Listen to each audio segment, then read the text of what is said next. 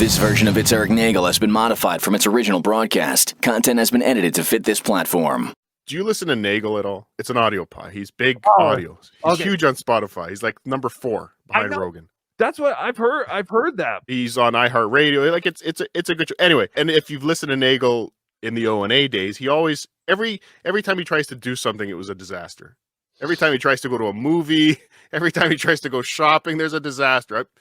I'm starting to think it might be him, but let's not victim blame here. Believe none of what you hear and half of what you see. It's Eric Nagel. It starts now. Ladies and gentlemen of the universe, the next voice you hear, it's Eric Nagel. Thank you, Scott Shannon. Hello, everybody. Welcome to the program. My name is Eric Nagel over there in the frozen tundra that is Arizona. Say hello to Jordan. It's warming up, man. Summer hits next week. We're not getting any cold weather until, November now. Well, I saw some news footage that Death Valley, is that California and you guys? California. Right? No, just California. Just California. They were showing satellite photos that there's a lake starting to build in the middle of Death Valley that doesn't have anything for the history of, at least of modern recorded meteorology and science, all that. Right. They have some satellite photos that a lake just showed up out of nowhere. Sheesh. So that means oceanfront property's coming to you soon, my friend. Better start buying up some cheap land now. Welcome to the program. We are, if you're listening to this on demand, it doesn't matter. But for those watching live, listening live, we are doing this a day later. I'll get into all that in just a second here. If you're listening to us on the iHeartRadio app, thank you very much for doing so. If you're listening to us on demand at some point with Apple, Spotify, any place that you get your on-demand stuff, do us a kindness, go over there and leave us a positive review. It does help out the program. If you're going to join us live, please do so in our rooms with Twitch and with YouTube. You can hop into one of those rooms and be part of the program as we do it. As we said earlier, we're doing this on a different day. Had to postpone the show on Thursday night, meaning a Friday release. So now we're doing it Friday night for a Saturday release. It happens. Those of you with kids will relate to this, but the kid out of nowhere started running a big fever. And then it turns out had an ear infection, had a congested head, over 100-degree fever. Like everything was just falling apart at once. And the kid just did not wanted to go to bed, but couldn't fall asleep because of the fever, the congestion, all of that stuff. And I just said, I can't do a show tonight. So this is just not happening. I was going to say it did sound bad when, we postponed. Everything was cool. Later on that night, you and I and Rob got into a chat. We were kind of hanging out. And multiple times during that chat, you were like, well, got to go. I'll be right back. And then at some point, you're like, yeah, I can't keep doing this. I got to go be dad. And that's completely fine. Had to go be dad. Family first, man. Right. So, go be dad. But here we are, face to face, just a couple of silver spoons for your viewing pleasure. Still want that train. Yes. There's so much to get to, so much to talk about. I do want to touch on a few personal items before we get into some of the news things that are happening in the world. Of course, we're going to talk about the KFC Chizza? It's like chicken pizza chizza. I don't know. Yeah, that dumb concoction. We'll get to that in just a moment. Deinfluencing is becoming a thing, and I could not be happier. So we're going to discuss that a little bit. John Cena has an OnlyFans, so of course I subscribed, and we will talk about that. So many pics. What was this lady doing behind my house? We have that to talk about. Jordan is, as each week goes along, is becoming more and more like me. I don't know how that's been happening, but now he's having problems at a movie theater, so we'll get into that in just a little bit. But I want to start off with, you met one of our regular listeners.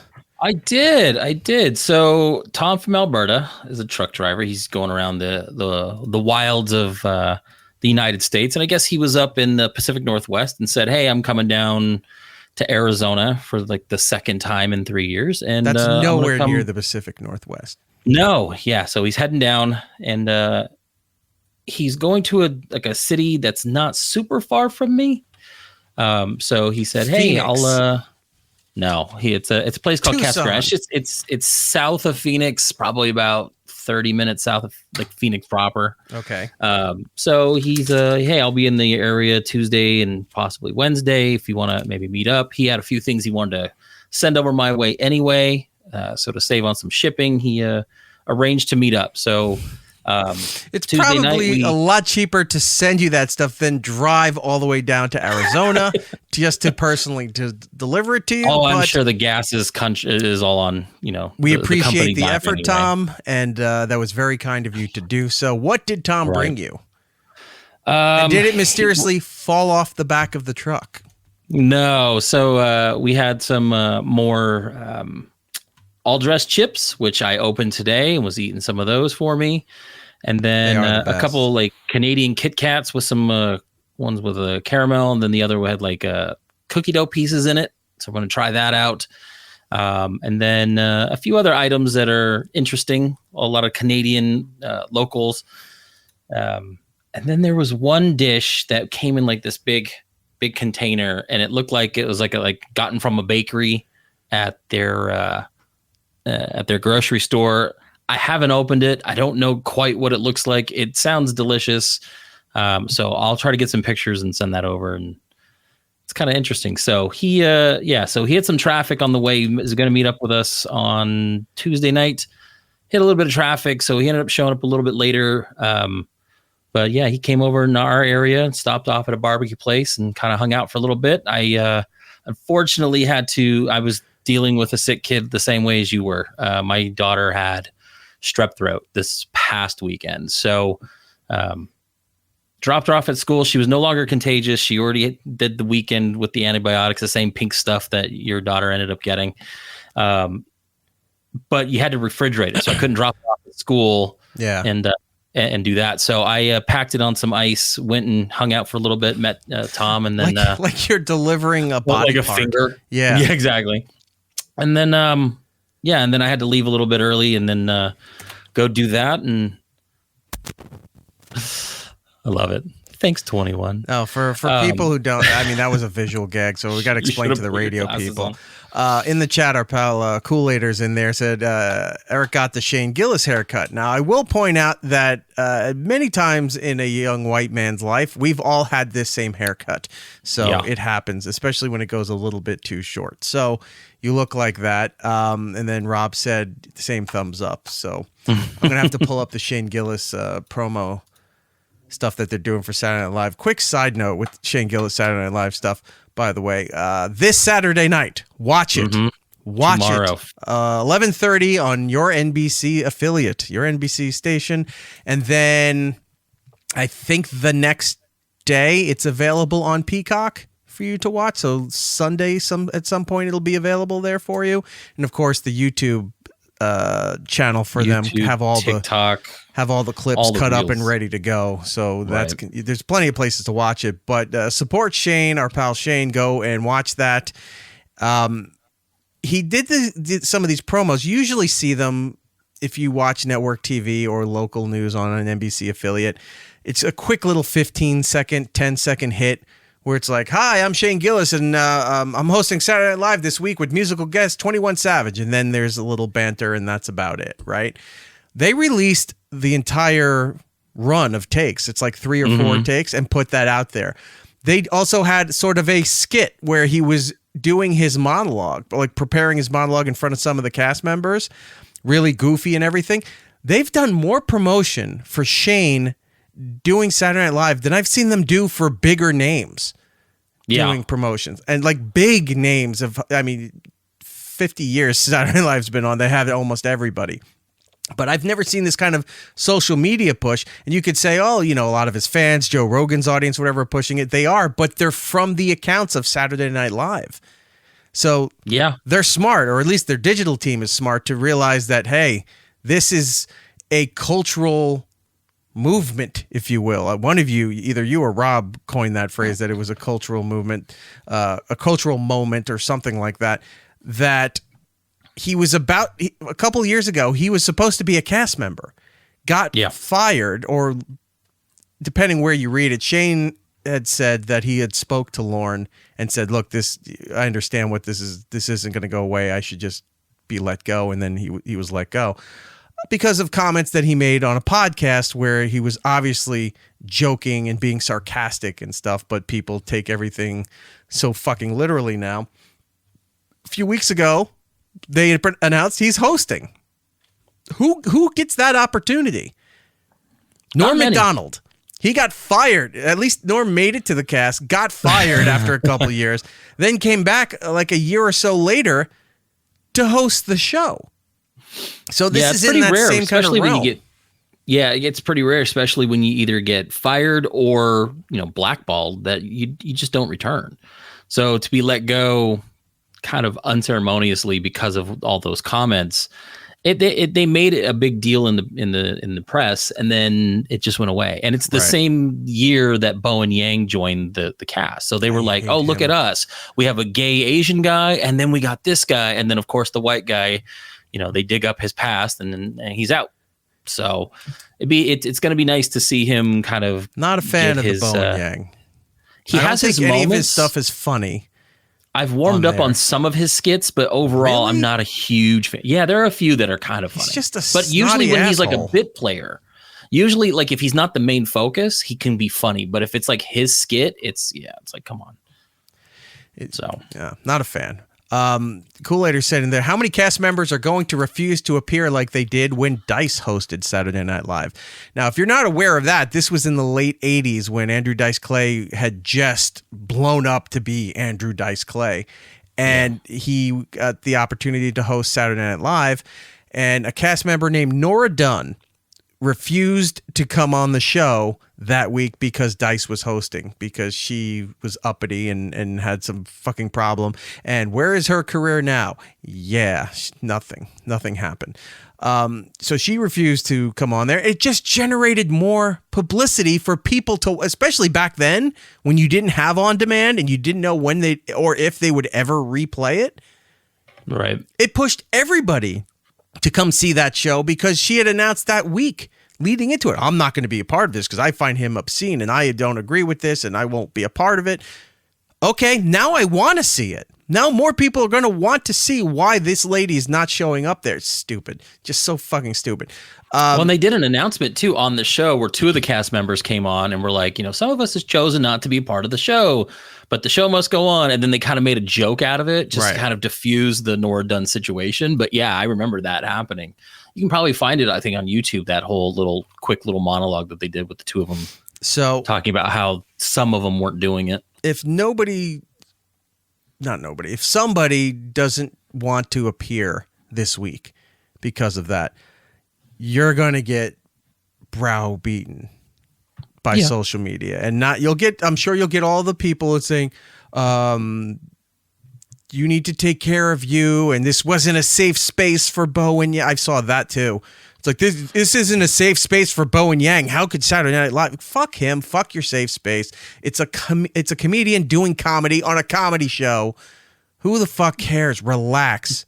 Bowen Yang's best course of action is to show up and do the show show that he can let it go and then be a part of things. And he'll look better than if he, like he says, turn tail and run and decide not to be a part of it. But I will say this too, at least for my current knowledge, and I was looking, to Bowen's credit, he hasn't said anything out online. In public, there's no sources quoting him that he has a problem with Shane coming on here. Some people were trying to say that, well, obviously, if they're allowing Shane on, that Lorne and NBC had to have, checked with Bone if he was okay for doing this in order for them to approve. No, he doesn't. Lorne Michaels needs your approval. Lorne Michael, I think, answers to two people at the network, and that's it. Like, nobody else does Lorne Michaels respond to for anything. Mm-hmm. He does what he wants. So if Lorne wanted it and NBC didn't care, it's a go. And if you don't want to do it, I'm sure Lorne would say, all right, fine, you're not going to do it, whatever. You're not getting paid this week, but you can come back next week and be that. And then you slide into Dr. Evil because that's what he is. The Lorne Michaels, yeah. Exactly. I know. I love the fact that anyway. But Bowen hasn't said anything, so I'll give Bowen credit for that. I think it's funny if Bowen shows up during the monologue or something. There's a skit in there somewhere. Like if they do a Bud Light skit and Shane is the trans person that they Dylan Mulvaney. Oh yeah. Dylan Mulvaney. If Shane's playing Dylan Mulvaney and then maybe Bowen's playing Shane or Kid Rock or something like that in that vein of, because comedy, you're allowed to make fun of things and have a sense of humor and stuff. I don't know. We'll see how it all plays out. I'm wondering if Joe Rogan's going to make an appearance on there. I know Joe's not a fan of Saturday Night Live. He's said it several times on his throughout his podcast history, but this is a big deal. He's good friends with Shane. Shane does that podcast with him where they do national parks or the Park Service. I forget the offshoot that they do. It's Mark Norman, Shane, Joe, and Ari Shafir.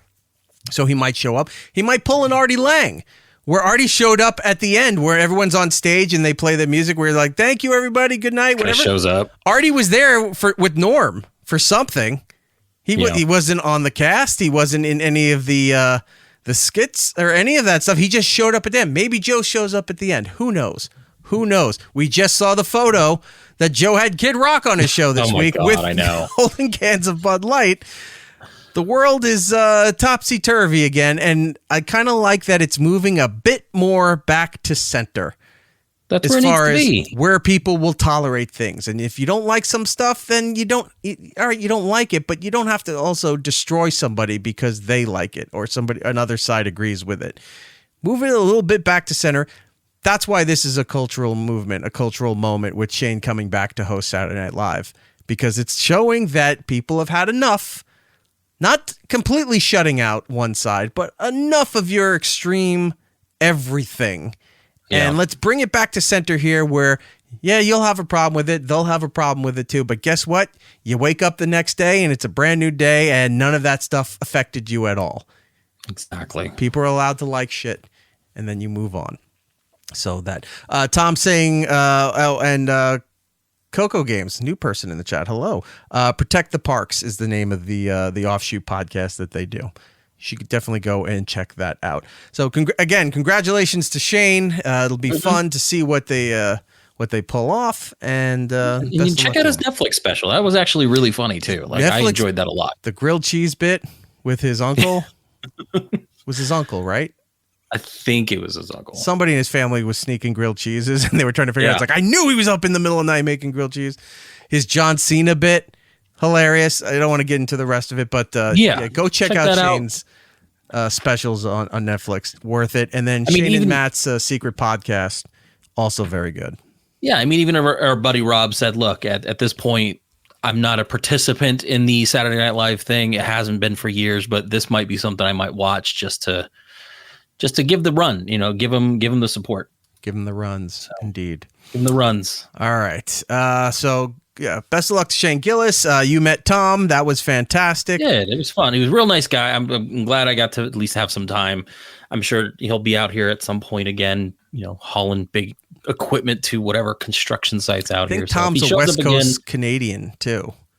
I think he's somewhere over in the Vancouver area. I think he's somewhere West Coast Canada. So I don't think I'll ever run into him at some point on the East Coast.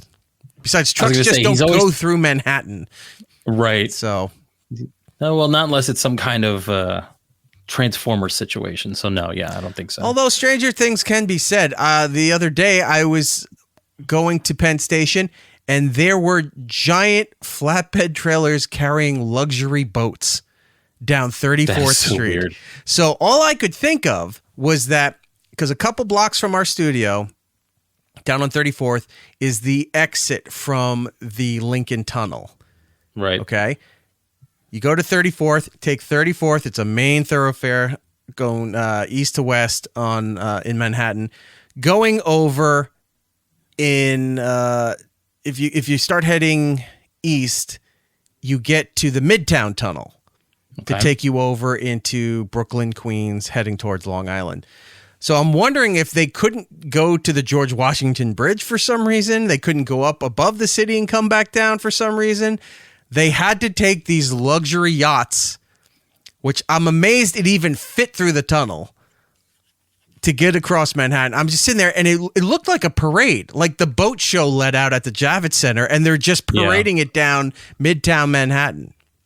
That's crazy. How many? Just one, or how many were there? There was at least 4. At least 4. There was 4 because the police were out there directing traffic, so these wider tractor trailers towing these boats could go down there and not have to sit there at.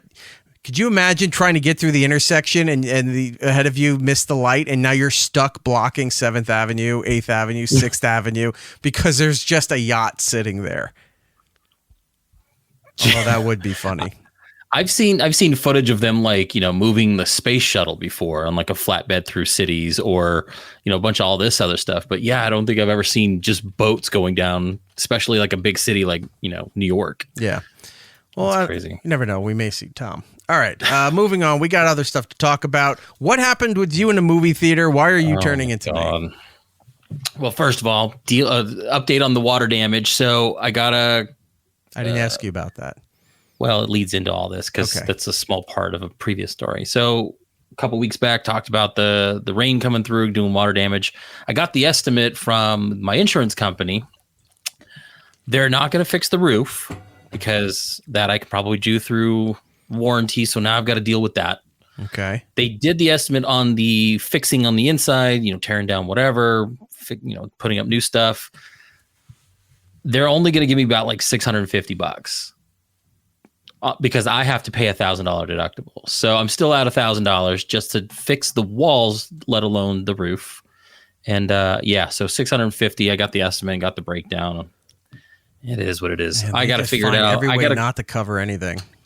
Yeah, I got to call them to see if they're going to help arrange somebody that they work with or if I have to find the outside work. I don't know. I haven't done any of this stuff before, so I'm going to do all that. So that's one thing. I'm dealing with all that. So the other week, went to Lisa Frankenstein. Me and my buddy Aaron, we went. Unicorn with all the bright colors, yeah. Yeah. So that would be great. Stickers. There's Lisa Frank stickers. That would be great if Lisa Frankenstein was a crossover with that. It's just this horrific monster with the purple and the pinks shooting out all over the place. Just puffy stickers everywhere. It's all on Kids Trapper Keepers. So we went to a place around here called the Majestic. Now the Majestic is a theater chain just in Arizona that bought out all the what was that theater chain? That had like all the dine-in shit. What was that called? Started in like Austin, Texas. Why am I blanking on this? Anyway, so dine-in theater. They had movies on a train? No, it was the theater chain. Oh, the Alamo. I thought you said train. No, wouldn't that be funny? You're like watching one movie and you're like, oh, there it goes. It's just painted on the Grand Canyon. There's just white there and they're trying to project the movie as the train's moving. Yeah, the scenes are on each car, so it's like one of those things. Anyway, no, it's the Alamo went out of business here in Arizona, so they took the Alamo out, and this company went in and bought it. So that's what that is. Dine in, same rules, same everything, but it's a local chain. So we go in to go see the Puffy Sticker movie, and we're sitting there, and the movie's going. Probably about maybe 10, 15 minutes in, we're kind of just like whispering a few things. Now, when we first walk in, before the movie even starts, there's a couple kind of 2 rows up from where we are at, a couple in front of us, 2 women. And then over to our right, 1 row down, there's this guy and this woman. And they are talking to the server or the waitress that's gonna come and hang out and help everybody out. Right. And they are laughing it up. They're talking. They're having a great old conversation. This went on for 10 minutes before the movie started. I've never seen anybody get along with the server before like that. I'm thinking they knew each other. Okay. So movie starts 10, 15 minutes in.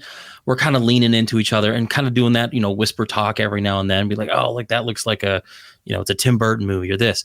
Nothing loud, nothing at full volume, nothing that anybody can hear. Right. Because movie's going on and these rows, they're big enough to accommodate, doing the legs up and having people walk back and forth. So there's not a lot of tight quarters with the rows in front of you or behind you. There's a good amount of space. So is this everyone from your other show or just you? No, it's just me and Aaron. Okay. Scott, didn't go because it was a little later. So we are watching this movie doing the whisper talk, and then all of a sudden the woman comes up to us that does all the orders, hands us a piece of paper and goes, "I'm sorry, I have to do this," and sets it down. So my buddy grabs it, takes a look, starts kind of laughing at me, hands it to me, and this basically says, "We are a no tolerance theater. Some complaints have happened about your table. If you can keep it down, we would appreciate it. If we have to come back and warn you again, we could have you removed." And I'm like, what the hell's going on here? I couldn't They're the believe people it. that don't shut up in the theater. Right. But see, here's the thing. We don't talk like that. Like, it was just little quips. You know, you're going to have that happen. So sometimes that's too much. So now I'm just stewing. And then the second time she comes around and pissed. she's yelling at you and saying, Stop saying things. yeah.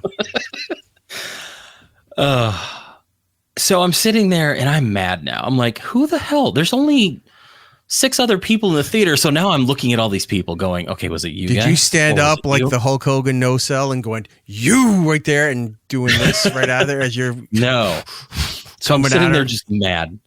Gonna And I'm just press sitting her up, there just going like upset. this as you're getting closer and closer to her table. Just ripping my shirt off. I'm like, ah. So I'm sitting there and another 20 minutes goes by. And the couple that was hanging out and talking to the waitress have been nonstop talking. And this is not even whisper talking like we were doing. Is this the same waitress that gave you the card? Yes, but the waitress wasn't talking to them. The two people were talking. So the 2 people over there just laughing it up at parts that aren't funny. They're talking at almost full volume and just won't shut up. And I'm just fucking just mean mugging it. I'm just pissed at this point because I've been told to shut up and now you are doing this. And now I'm like, I'm going to burn this place down. So I start writing my complaint note because you have to grab the little piece of paper, you get a little pen, and then you start writing what you want to do. So I'm like, okay, these people need to shut up. These people are talking. Please let them know. And as I'm writing my I'm snitching letter, the waitress comes out to me. She goes, "Do you guys need anything?" And she sees me writing something, thinking I'm going to place an order. She stands there watching me finish, and I hand it to her, and I go, and I do this, them right there. And so she kind of looks at it, and she just like, and then she leaves. Nothing happens. They keep doing it through the entirety of the movie. So now I'm just upset. I've been told to shush, and these people have been having their own little show over there, and I'm mad. Right. So the movie ends, lights come up, the guy gets up and leaves, and the ladies in front of us stand up with the same piece of paper. And they're going, "We don't know what this is. What the heck just happened?" So Aaron goes, "Wait, did you guys get one too?" And they're like, "Yeah, we don't know what the heck happened." And we're like, just kind of laughing it off. But it was their friend that had to come and give them the no. The 2 ladies in front of us got the same thing we got. Now the 2 people that were talking the whole time were all the way down at the end in the same row as them. So there was 2 people in front of the ladies in front of us, the ladies in front of us, and then all the way to the end were the loud people that were hanging out with the waitress. Right. So there's only 6 people other than us in there. So we find out the ladies in front of the lady and her husband stand up that were in front of them in the next row, stand up and go, "I don't know why you guys got this. I went out to complain about that guy," and points to the people that were talking the whole time. And we're like, we thought it was us. I've been sitting through this 90-minute movie just mad that I got shushed at a movie theater. And you didn't have the common courtesy to either do shh or, and then this is a visual gag, the over the shoulder turn where you're looking and you look back at somebody who's talking behind you or something. None of that. I got my little note. So I guess the lady went to tell on the waitress's friends, and the waitress instead came and told everybody else to shut up.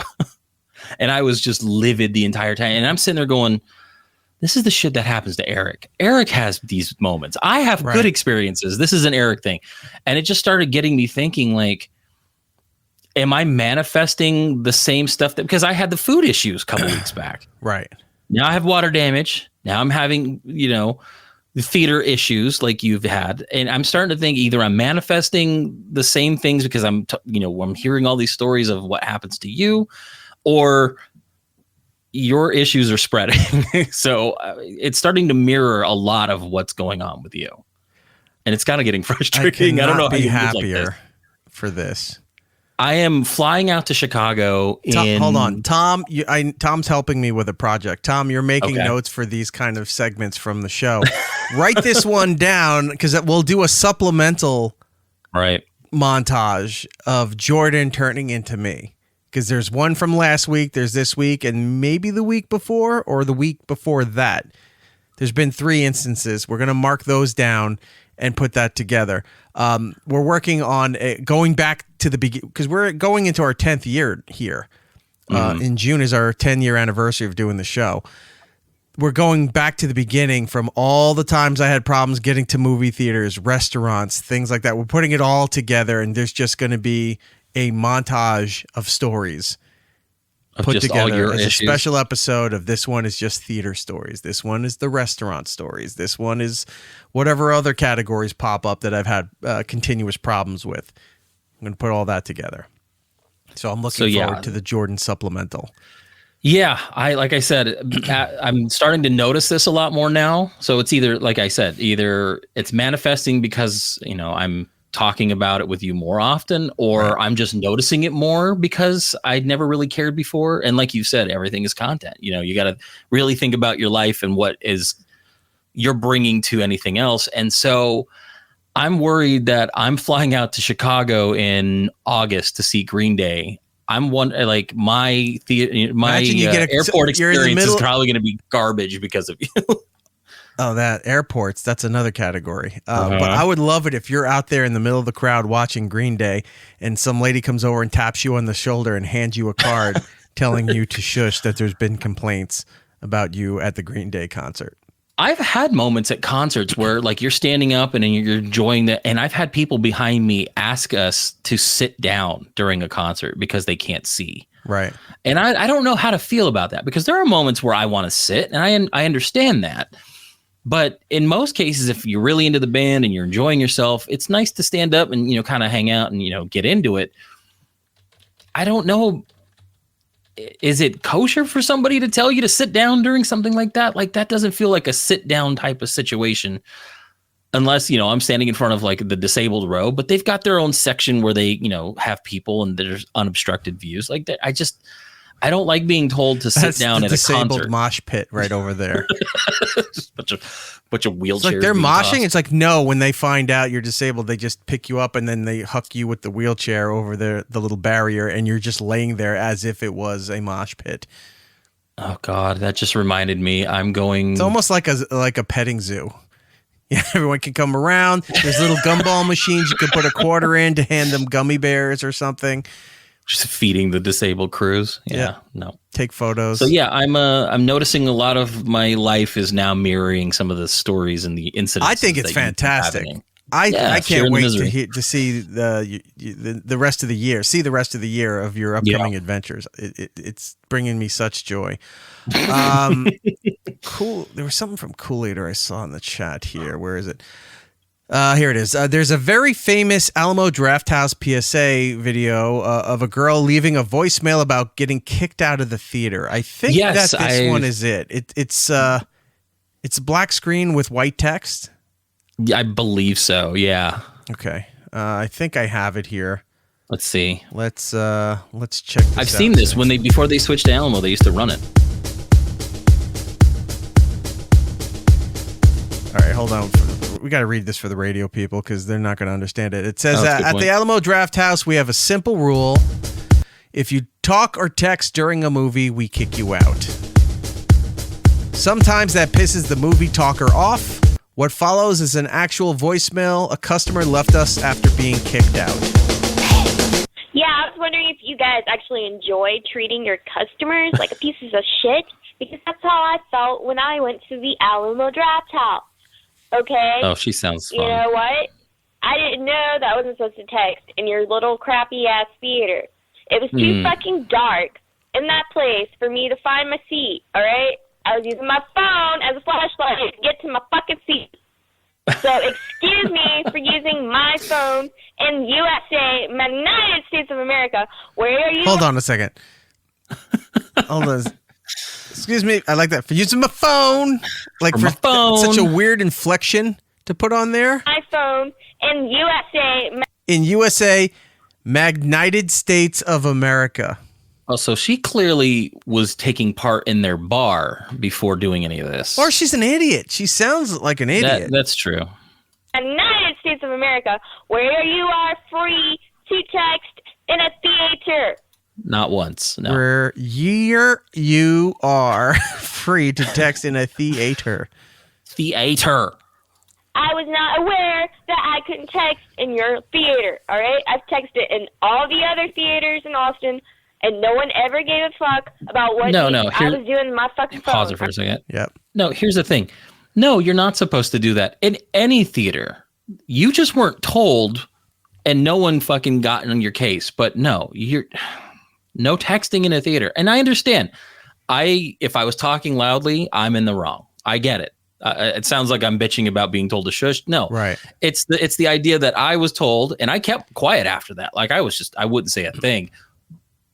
I was mad that somebody else just kept it going, and I'm just like stewing about it. So, all right, keep playing. They've kept it going until the sun went down. They kept it going. Real quick. Let's see.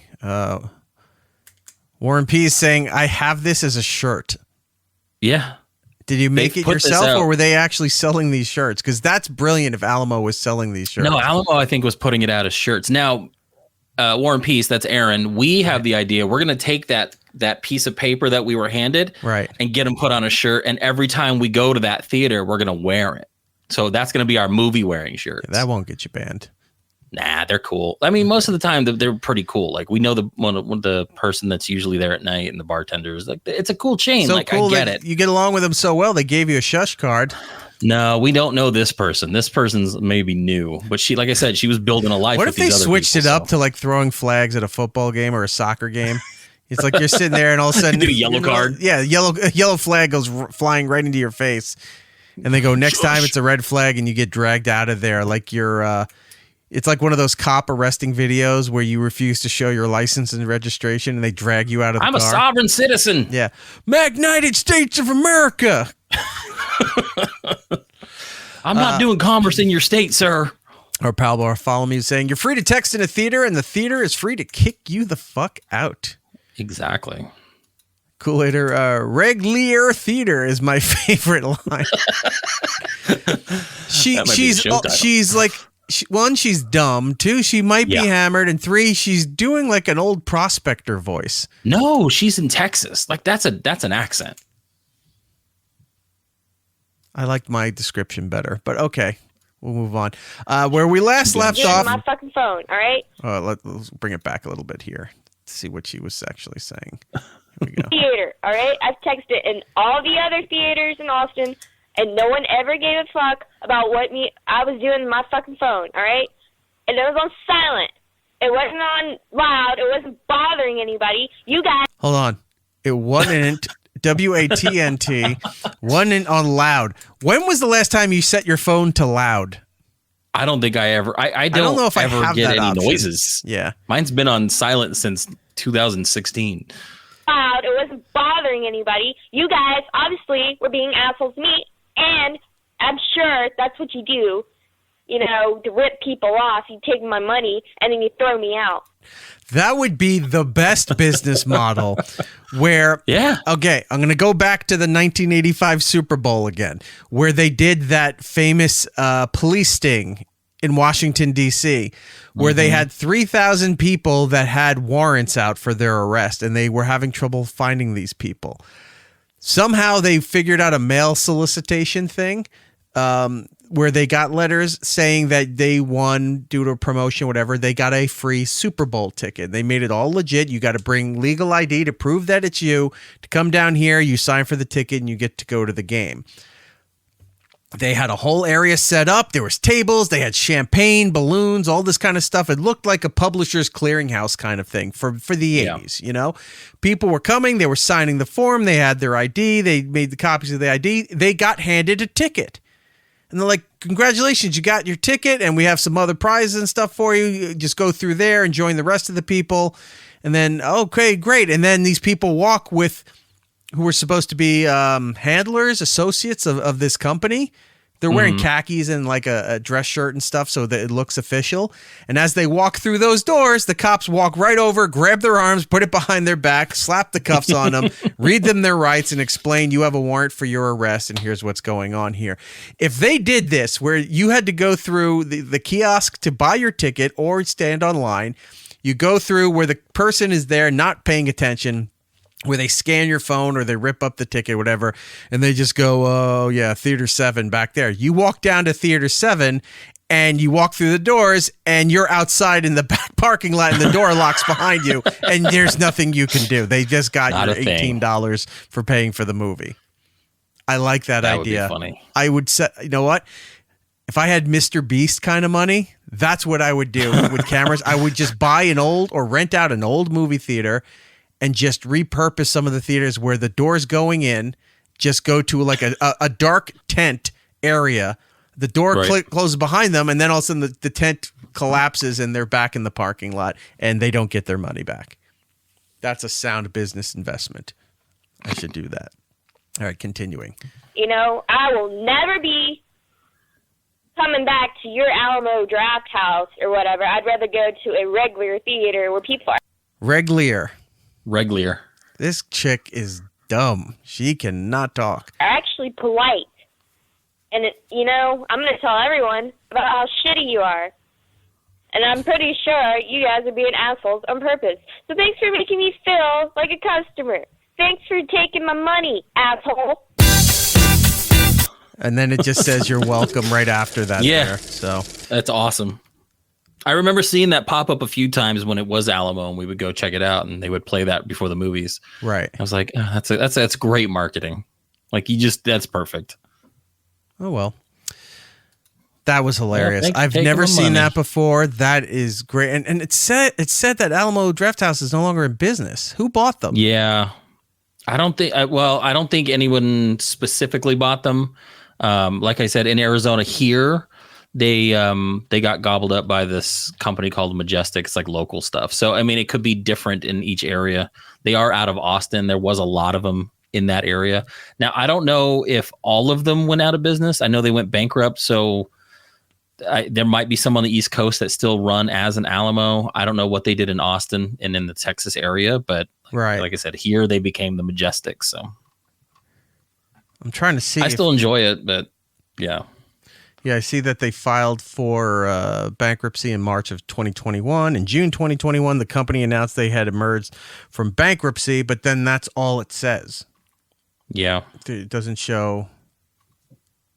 So they may have like piecemealed it where like some of the core ones stayed and then all the other ones that maybe weren't doing as well got moved off to different companies. Yeah. Looking here. I don't know. Apparently they are still operating in certain areas. Like I'm seeing something here for an Alamo Draft House in Birmingham, Alabama. 9 screens opening in the spring of 2024. Oh, okay. Arkansas is opening one in Fayetteville.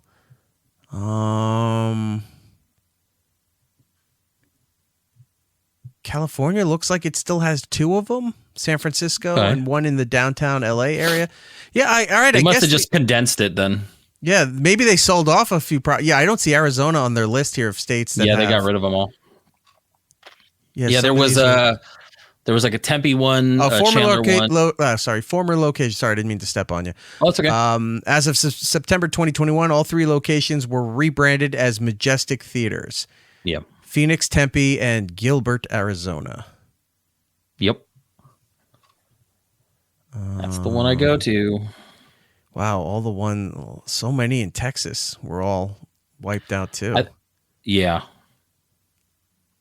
Huh. All right. Well, that sucks. The closest thing I have is Cinemark near me. Yeah, with the dine-in. I think I have to sneak over to Cinemark now because apparently they have something that I was just made aware of, and I need to go and get this immediately. Did you see their promotional stuff for Ghostbusters? No, I've been seeing a lot of the AMC Dune 2 popcorn bucket issues, but I don't think I've seen any of the Cinemark stuff. So they're doing promotion for Ghostbusters. What's it called? Frozen Empire is the new one? Frozen Empire. Look at what they put out here. I need to go and get this stuff. Take a look at this. Oh, Slimer. Oh, I love that. But look at this. This thing holds the popcorn. This is a popcorn bucket. Right in here. So you can buy this version in the middle. Sorry. It's Slimer. I like that. Like, it looks like Slimer from the first movie. Remember when he was eating off the cart and then he goes screaming down the hallway to hit Peter Venkman? Oh, yeah, yeah. Like he's like, like that. But yeah. look, he's holding something there, but his mouth is open like when he was screaming going down the hallway. Look how great that is. I mean, the metal bucket and the cup are fine too. And I don't really care about the plushies, but that thing in the middle is what I need to get. I'd like the bucket. I really like that cup, but the thing in the middle almost reminds me of the real Ghostbusters version of Slimer. Very cartoony, but looks really maybe that is really cool that too. Maybe it's easier to make something real life molding doing the cartoon version than trying to do the wasn't even CGI back in the 80s. I don't know what you call it then. I guess it's CGI by today's standards. Yeah. Yeah, it was all rotoscoped in. So like they would film it and then they would just kind of superimpose it onto the film. Yeah, I need to get this. I used to run to AMC because AMC does a lot of those bucket things. I remember Matt wanted almost everything. What was that Dungeons and Dragons movie last year or 2 years ago? Honor Among Thieves or something like that. Is it with Chris Pine? Yeah, the one that came out last year. So they had a like a whatever sided die that was a popcorn bucket. That he needed to get that, and I only got one of those things because a lot of those times those things look worthless. It's just expensive and you don't need it. The one I did buy, it's buried all over there, was the big metal popcorn container that was the block, the yellow block from Super Mario movie. That's pretty cool. So I bought that one, and then there's just toys and stuff sitting in it, but that's the only one I ever bought. I know they had ones for Fast and the Furious. There was a car one. They make all these weird new things. Well, like I said, they have the Dune popcorn bucket for the sandworm, and everyone's making it like a huge joke, like it looks very sexual in nature. I'm like, yeah, it looks gross. I'm not sticking my hand in there to get popcorn. Why not? Yeah. But I like that Slimer one. What do you think that's going to cost? Like $40? If you take Aaron to go see Dune, you buy that bucket and you put it in between you. Right He's there. bothering me to go see it. I'll probably see it, but I'm not. I have not seen any of them. Actually, that's incorrect. One time years ago, I saw the David Lynch version. I think I got 20 minutes into it, and I said, I can't handle this.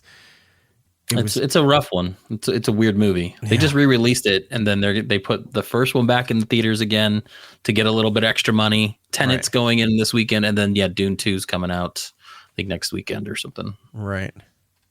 I see it. I just don't. I'm not looking for it. I was so bored in the first part of it. But look, that Slimer's slick. I like that. I want that so I like bad. that cup. I would eat cereal out of that popcorn bucket. Just big old bowl of cereal and just sit there and play Sea of Thieves with everybody. Just put anything that's so cool. I like it. Fantastic. So I got to run over to Cinemark and go and grab it. Yes, you do. It's weird because the Ghostbusters movie's not coming out till the summer, right? Let me see. March. Next month. Oh, that's why it's out. Okay. Yeah. Because I thought it was a summer release. I go, it's weird that they're putting out now. I'm going to have to buy my ticket. All right. So I got to buy a ticket in advance for Ghostbusters.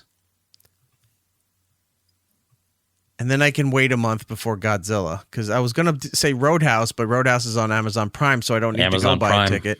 So Ghostbusters I got to buy a ticket for, and then Godzilla. Next month, I'll buy because that comes out the 12th. Ghostbusters is on the 29th. Yeah, all right, I got time. Or if I got to go get my Taylor Swift movie ticket. Not knocking her. She's a lovely lady. But I don't have an interest in going to see that movie. All right. What else do we have to discuss here? So you had that. Oh, so since we're talking about movies, let me add one more thing before I get into some of the stuff that happened to me. Okay. So I think it's fair to say the last decade from 2014 to now, Mm-hmm. has been a lot of reboots or remakes of movies. Now, some people ask what the difference is. A remake is making the same exact movie, but for no reason. More modern. Yeah. Yeah. A reboot is when they bring back a movie, but they change everything, the whole cast, the direction, origin stories, things like that. There's been so many of them in the last decade, and a lot of people have a problem with that because they're just like, make some new, more unique stuff. Stop doing the reboots. Sometimes it works. The batting percentage is terrible for it because a lot of the times people don't like the reboots, the remakes more than the original. Now, I understand that you update movies for generations because a movie that came out in the 90s, 30 years ago. So I get it. Sometimes they do that. And sometimes it works. Sometimes remaking a movie, it works because you just modernized it a little bit.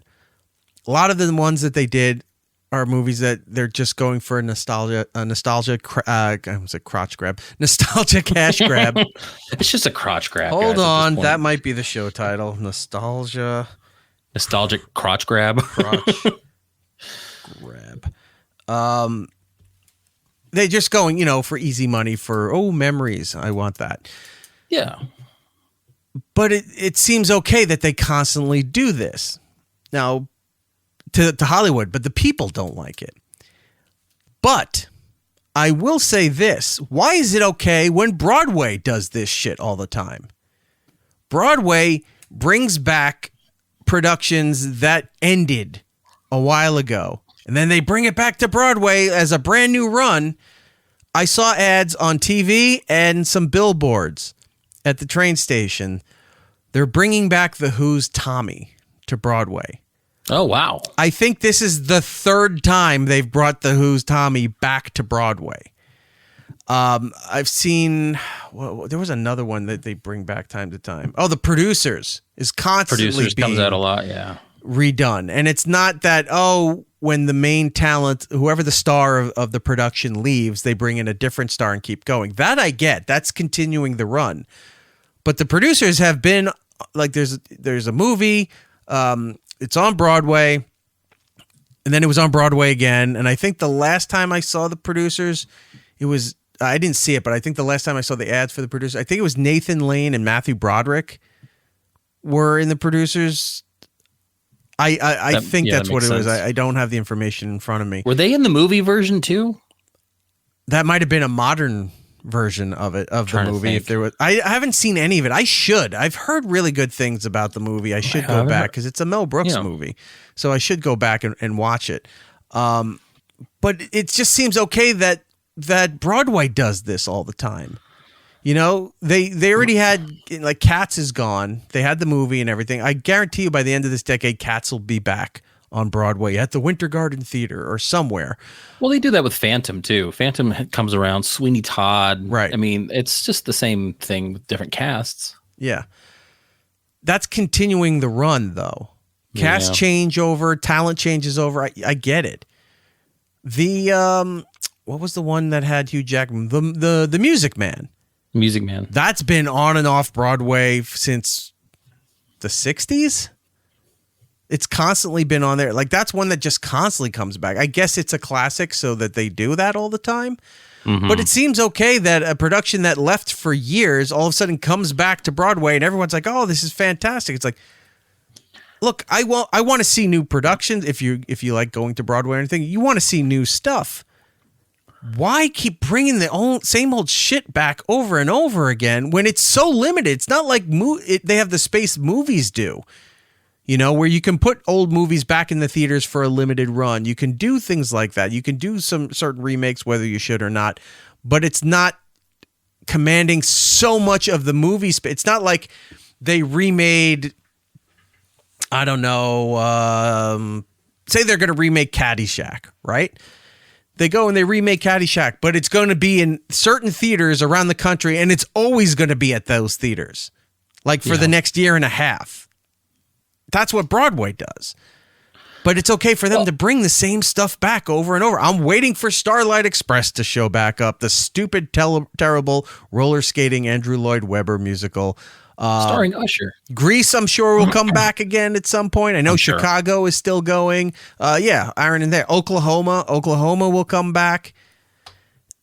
Why is it okay for Broadway to keep recycling and rebooting all this stuff, and it's not okay for movies? I mean, I think it's because it is so limited and it's so centralized. Like if you're rebooting a movie that's been out in the ether forever, there is record of it. So you can see, you don't see, people going, well, I have the video version of the stage version of Cats. Right. You don't talk about it in the same way as movies. So it doesn't have that rewatchability. So where you're sitting there going, well, I just watched the original Dune the other day. Why did they make another Dune? Like you don't have that. You're not sitting there going, I just went and saw Cats. Why is Cats back? You know what I mean? I will say this, because Dune is an excellent example.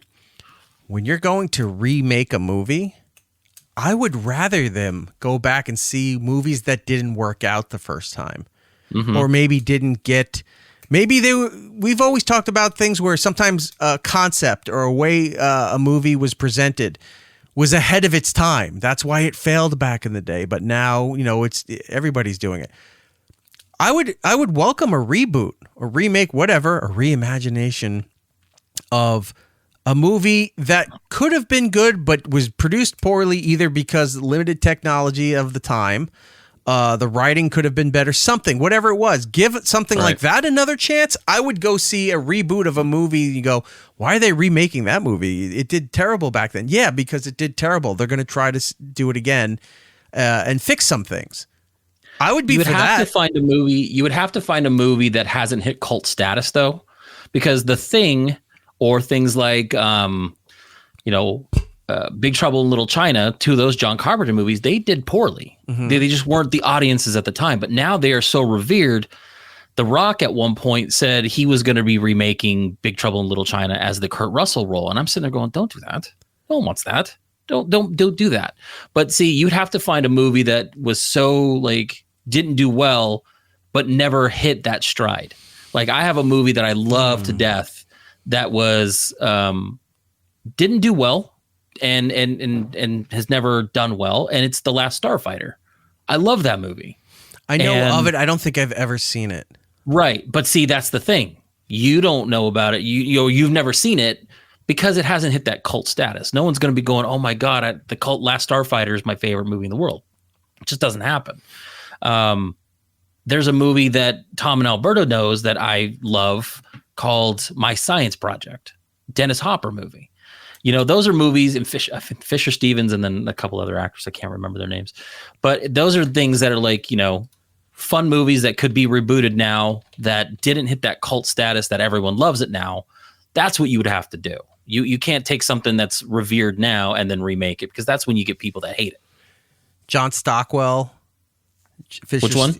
My Science Project. John Stockwell. Love that movie. Fisher Stevens. Dennis Hopper. Trying to see any other names here that stand out. Nobody else really stands out from the rest of that movie. I would like to see that. Maybe what was the other Fisher Stevens movie where he played an Indian guy? Johnny Five. Short Circuit. Oh, you're thinking Short Circuit 1 and 2. Short Circuit. Reboot Short Circuit. That might be interesting. As a family kids movie. They'd have to do it. They can't do any digital. They still have to build a robot. Yeah, you have to have it. Yeah, practical effects of the robot interacting with the actors and stuff. And for authenticity, have a white guy doing a Hindu accent. Why not? You know what? Bring the entire cast back. What's Ali Sheedy doing? Do it. She's not doing anything. None of them are doing anything. They could be the neighbors in the building watching shit blow up on the rooftop while the younger versions of them are enjoying the movie adventure. Something like that. Girk is saying, how about a reboot of Airplane? They did that with Soul Plane. And you don't need to reboot Airplane because people will still go back to this day and watch Airplane and go, this was a masterpiece. That's what I'm saying. You can't redo do that. It with something beloved. But Airplane wasn't a cult status movie. Airplane did well in the theater. Well, that's right. No, that's that's and they not had a movie sequel, that you and would, it was funny. Yeah, that's not a movie that you would go back and reboot. He's also saying Nightfall from 1988. I don't know that movie. I'll take a look. Do you know that movie? Is that the Michael Keaton Henry Winkler movie? No, that's Night Shift. Oh, okay. Nightfall. Let's see. Let's take a look at Nightfall. Who was in this movie? He says 1988, but I'm not seeing a movie called Nightfall from 1988. I am. You are? You gotta put there Nightfall and then 1988. Yeah, and it'll bring it up. It's based off like an Asimov. Written by Isaac Asimov and Paul Meyersberg. Looking to see if I there's don't know anybody in the anybody cast. in this cast. No. Holy crap. Larry Hankin. I know him. I know him. He was the neighbor below Monica and Rachel in Friends. He was the guy that was always hitting the floor with the broom. He's one of those like bit characters that shows up in things. You're like, I know that guy, but you never know his name. Yep. Okay. All right, that's not. I'll have to check I this would out. love if they gave Weird Al another chance to reboot UHF. I love UHF. Yeah, that would be great. Or even like as a series. Because like look how great he had a lot to do with that Weird, the Al Yankovic story, right?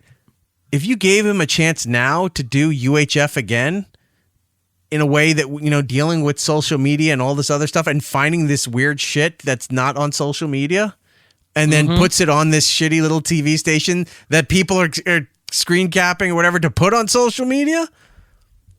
Even if you could do it as like a YouTube shorts, like do it like a series of them, or that would be fun. Or if it comes to now, he's this business like mega millionaire media mogul, almost like who's the guy that owns Fox News Corp? Rupert Murdoch. He's a Rupert Murdoch almost kind of thing, and there's a small station in town that's starting to eat away because they're doing some creative and unique stuff and starting eating away. So now he's the JR character from the original movie.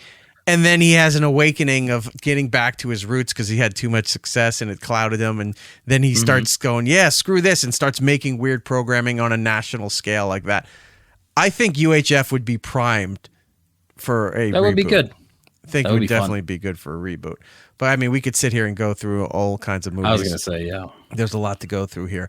I do want to tell you real quick about some stuff that's been happening around me. It's just been interesting. One, the other day, we actually we had an alert from our town that there was a swarm of hawks. That's right. I forgot about this. In the area that were causing problems for people in general walking through parks, people with small dogs, even little kids out there. These hawks were all over the place. So, yeah, take a look at this. Let's see if I can get that there for you. There you go. Look at that. Now, it's grainy and everything because they're up pretty high in the tree, and I'm trying to zoom in with the camera so you can see it. But these things were just circling all over the park areas, and apparently, I haven't seen what they did, but from what I was being told, they were like dive bombing. They were like buzzing the tower for people in the parks and stuff. So if people were throwing Ghost Rider, if people had their dogs and they're throwing stuff, they're going down there trying to, you know, I guess get stuff to eat. Hawks are no joke, man. They've got fucking, you know, claws and a pressure grip that I've seen videos online where they're stealing small dogs. You know, that you see them going through and they're mowing down animals in a field and stuff like foxes and kind of rodent kind of things like that. But I saw some clips of them like trying to steal dogs. Like people are fighting them off because they're trying to take off with their dog. And apparently when they take the animals, they bring them up so high and then they let them go. So they fall to their death and they're dead. And then they come down and they start eating them, ripping them apart, what have you.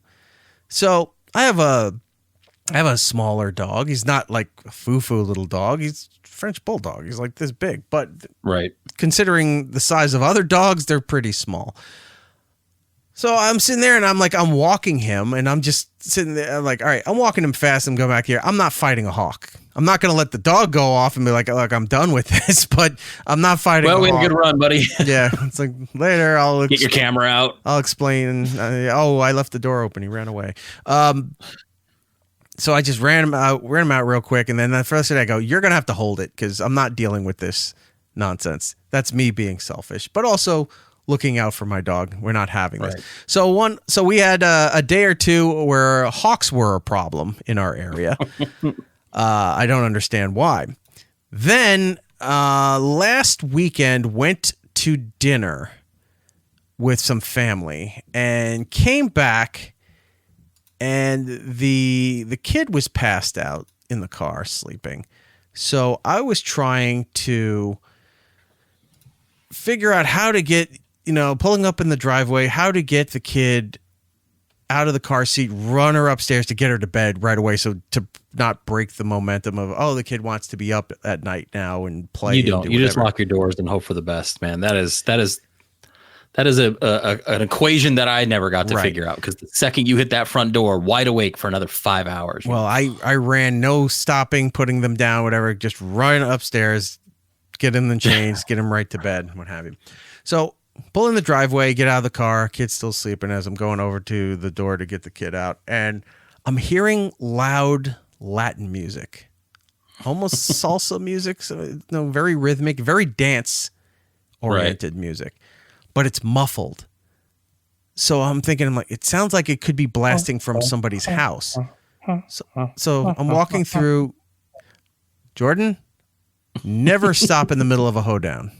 Sorry. I'm walking around a couple of my neighbors' houses. And I'm just kind of listening. I'm like, who's blasting the music? Nobody. I go, it doesn't make any sense. So I go back up my driveway, up the hill, going over to the house again. And I hear it. So I'm like, it's coming from behind. So I said, it must be from the park over there or something. Bring the kid in, do all that stuff. Come downstairs, go to let the dog out in the back. And I'm hearing the music again. I go, well, I got to find out what this is. So I walk through the back part of my property. I've got a brick wall that's about 3 feet, and then I have the regular wall, which is 6 feet. So I can stand on one wall to look over the other wall. Hop up there, and I'm looking, and I see what happened. There's a car near a road not far from my place that's pulled over towards the entrance, one of the entrances of the park, which... Okay. Parking there, I don't know how, because that area is pretty well patrolled by county and local cops, because the parks are all county and then the streets are cops and whatever, local cops and what have you. So I don't know how they're parked there and nobody's flagged them for being parked at the entrance to a path, right? The car's just blocking it. There's people in the car. I can kind of see people in the car. I see the dashboard through the back part of the window, and then I see, shadows moving over it, so something's going on. The music's blasting extremely loud. So I'm thinking, well, they can't be doing anything bad, because if you are, you usually have the music on, but not that loud that it's so loud coming from the car with all the windows are down, are up. It's not like it's coming out the windows. It's heavily muffled, but it's so loud that it's muffled. And you're sitting there and all right, they can't be doing anything bad because the music's so loud, it's drawing attention to the car. Yeah. If you pull over, there's people around those parks stuff, they just pull over that smoke up or they're drinking or whatever they're doing. But they don't have their lights on. They don't have all the other shit drawing attention to the car. This car was running, had the lights on, and really loud, muffled music. So I was like, what is going on here? Side door opens. This... semi-large lady stumbles out the right side, the passenger door. And I notice that her pants are down, but her panties are up, right? She stumbles out of the car, shuts the door, pulls her pants up halfway, pulls her panties down the other halfway to meet in the middle. She then leans into the car like lays back into the car like this. And then almost like an exaggeration from somebody getting punched in a movie, slowly slides down the side of the car. And I'm watching this laughing. She is part falling asleep from being drunk and peeing everywhere. Now, oh my God. As always, as we always say, when you have stories like this, you have to bring it to somebody's attention because right. They're not, one, you got a great story, but two, you also have to have proof.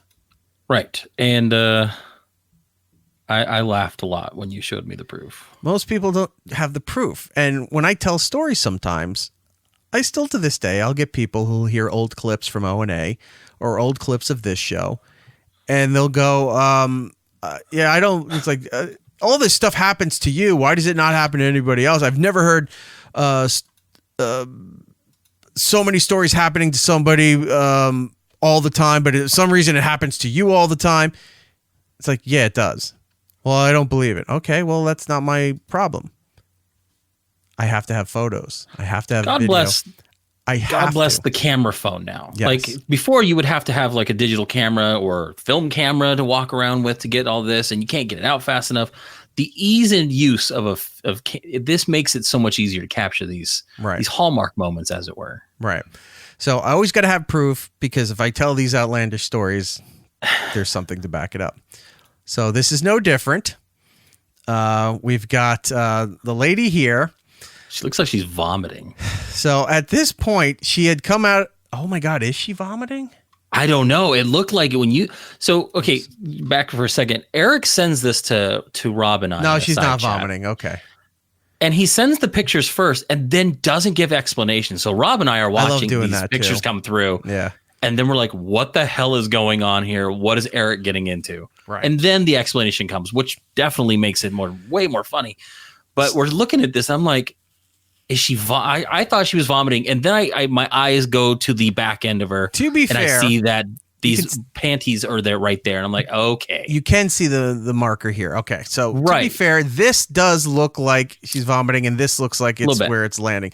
It's just all coincidences. She's not vomiting here. What she's doing, she had just shut the door. She, like I said, her panties were up, but her pants were down by her ankles. She was pulling these up while now pulling the panties down to lean against the side of the car here. Now, radio people, you have to go back and watch the video because I'm trying to do the best I can to describe this, but you need to see the photos for yourself. She's leaning there. Then there's this photo here. Oh, I never saw this one. She's leaning back against the car, holding it, trying to hold her balance and her pants together. Oh, no. She's peeing now, right? So like I said, she pulls the pants up, the panties down, they meet around the legs, the knee area.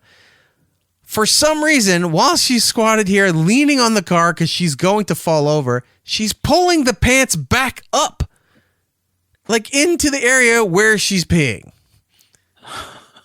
Maybe she's just got her timing right. She knows that if she does it slow enough, everything ends and she can get back in the car. Right. So going back to the other photo because that's more interesting. So she then stumbles, gets up, pulls everything up haphazardly, opens the side door. Now, the motion she starts making, I can only compare to when a dog takes a shit and then walks a step ahead and then starts kicking with its back legs to kind of cover it. Right?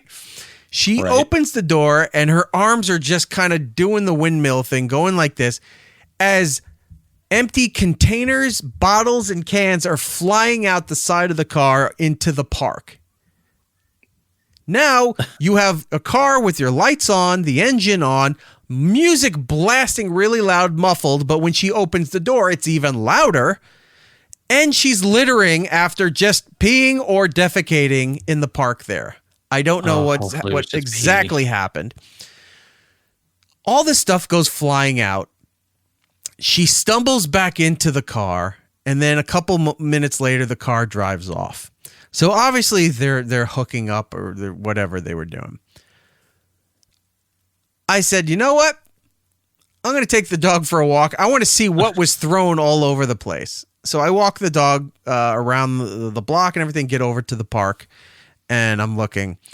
And there were crushed cans, which I don't know exactly what they were, but they looked like either Trulies or White Claw cans, those kind of cans. They're like tall, skinny. Like the tall, thin? Yeah. There was at least 4 of them. Jesus. There was the cardboard carton for Smirnoff Ice Green Apple that holds 6 bottles. There were the 6 bottles of the empty Smirnoff laying there. There was a box of Patron Silver. It's a green box. Mm-hmm. And there was the empty bottle. Now, cap's And not this for the is where bottle, she was and standing, the big right? cork thing for the bottle not there with it either. So that's still somewhere in the car. So is this right where she was, or was this down the way a little bit? No, Like they it's had right checked in it that out? area that she was. Gotcha. Okay. So that's a lot of alcohol. I was gonna say I'm looking at it now, but yeah. That's a lot of alcohol. So they had a really good time, and then just dumped all their alcohol and all their garbage on the side by the park, and then drove off. That's bold and disgusting. I didn't seriously- I never saw the second picture. I'm very happy you showed that today because it looked like she had passed out against the car. Yeah, she kind of Like was she's there just for a little gone. bit, but she was trying to push up against the car to stand up. Like she was trying to do the reverse to get back up because she just was not, she did not have her druthers together in order to function, but somehow had the ability to throw everything out of the car real fast. Now, most people would have called the cops for something like this going on. I thought about it too, but I also was like, I'd rather see where this is going. So left it at that, and then they drove off. And I was gonna say you had the picture proof. You could have done both. Be like, hey, look what I got. This is what's been happening. Maybe you want to check them out. But then also you bring it here. I think I was more annoyed that she was littering than that they were drunk fucking in a car. Because then the next day I'm sitting there trying to write down the notes of everything I had just told you guys about. And then Rob had mentioned, he goes, so did they drunk drive out of there? And it didn't even dawn on me. Like they probably did. Yeah. Well, it's hard to tell. Like, was I could he have been drunk? Like, saving a life obviously- had I called and reported them. Yeah, you just, I would be upset too, because especially if this is my neighborhood, and it's like, okay, I'm going out there with my kids and all these alcohol bottles are there. Maybe glass is now going to be all in the snow. I don't know. Right. That's annoying. It's definitely disgusting. Just, it's like what Randall says, a bunch of savages in this town. Bunch of savages. Bunch of savages in this town. Gross. Do I have anything else personal stuff to talk about? We pretty much did. Oh, you know what? I want to do this interview, this article before we go to over to segment 2 here.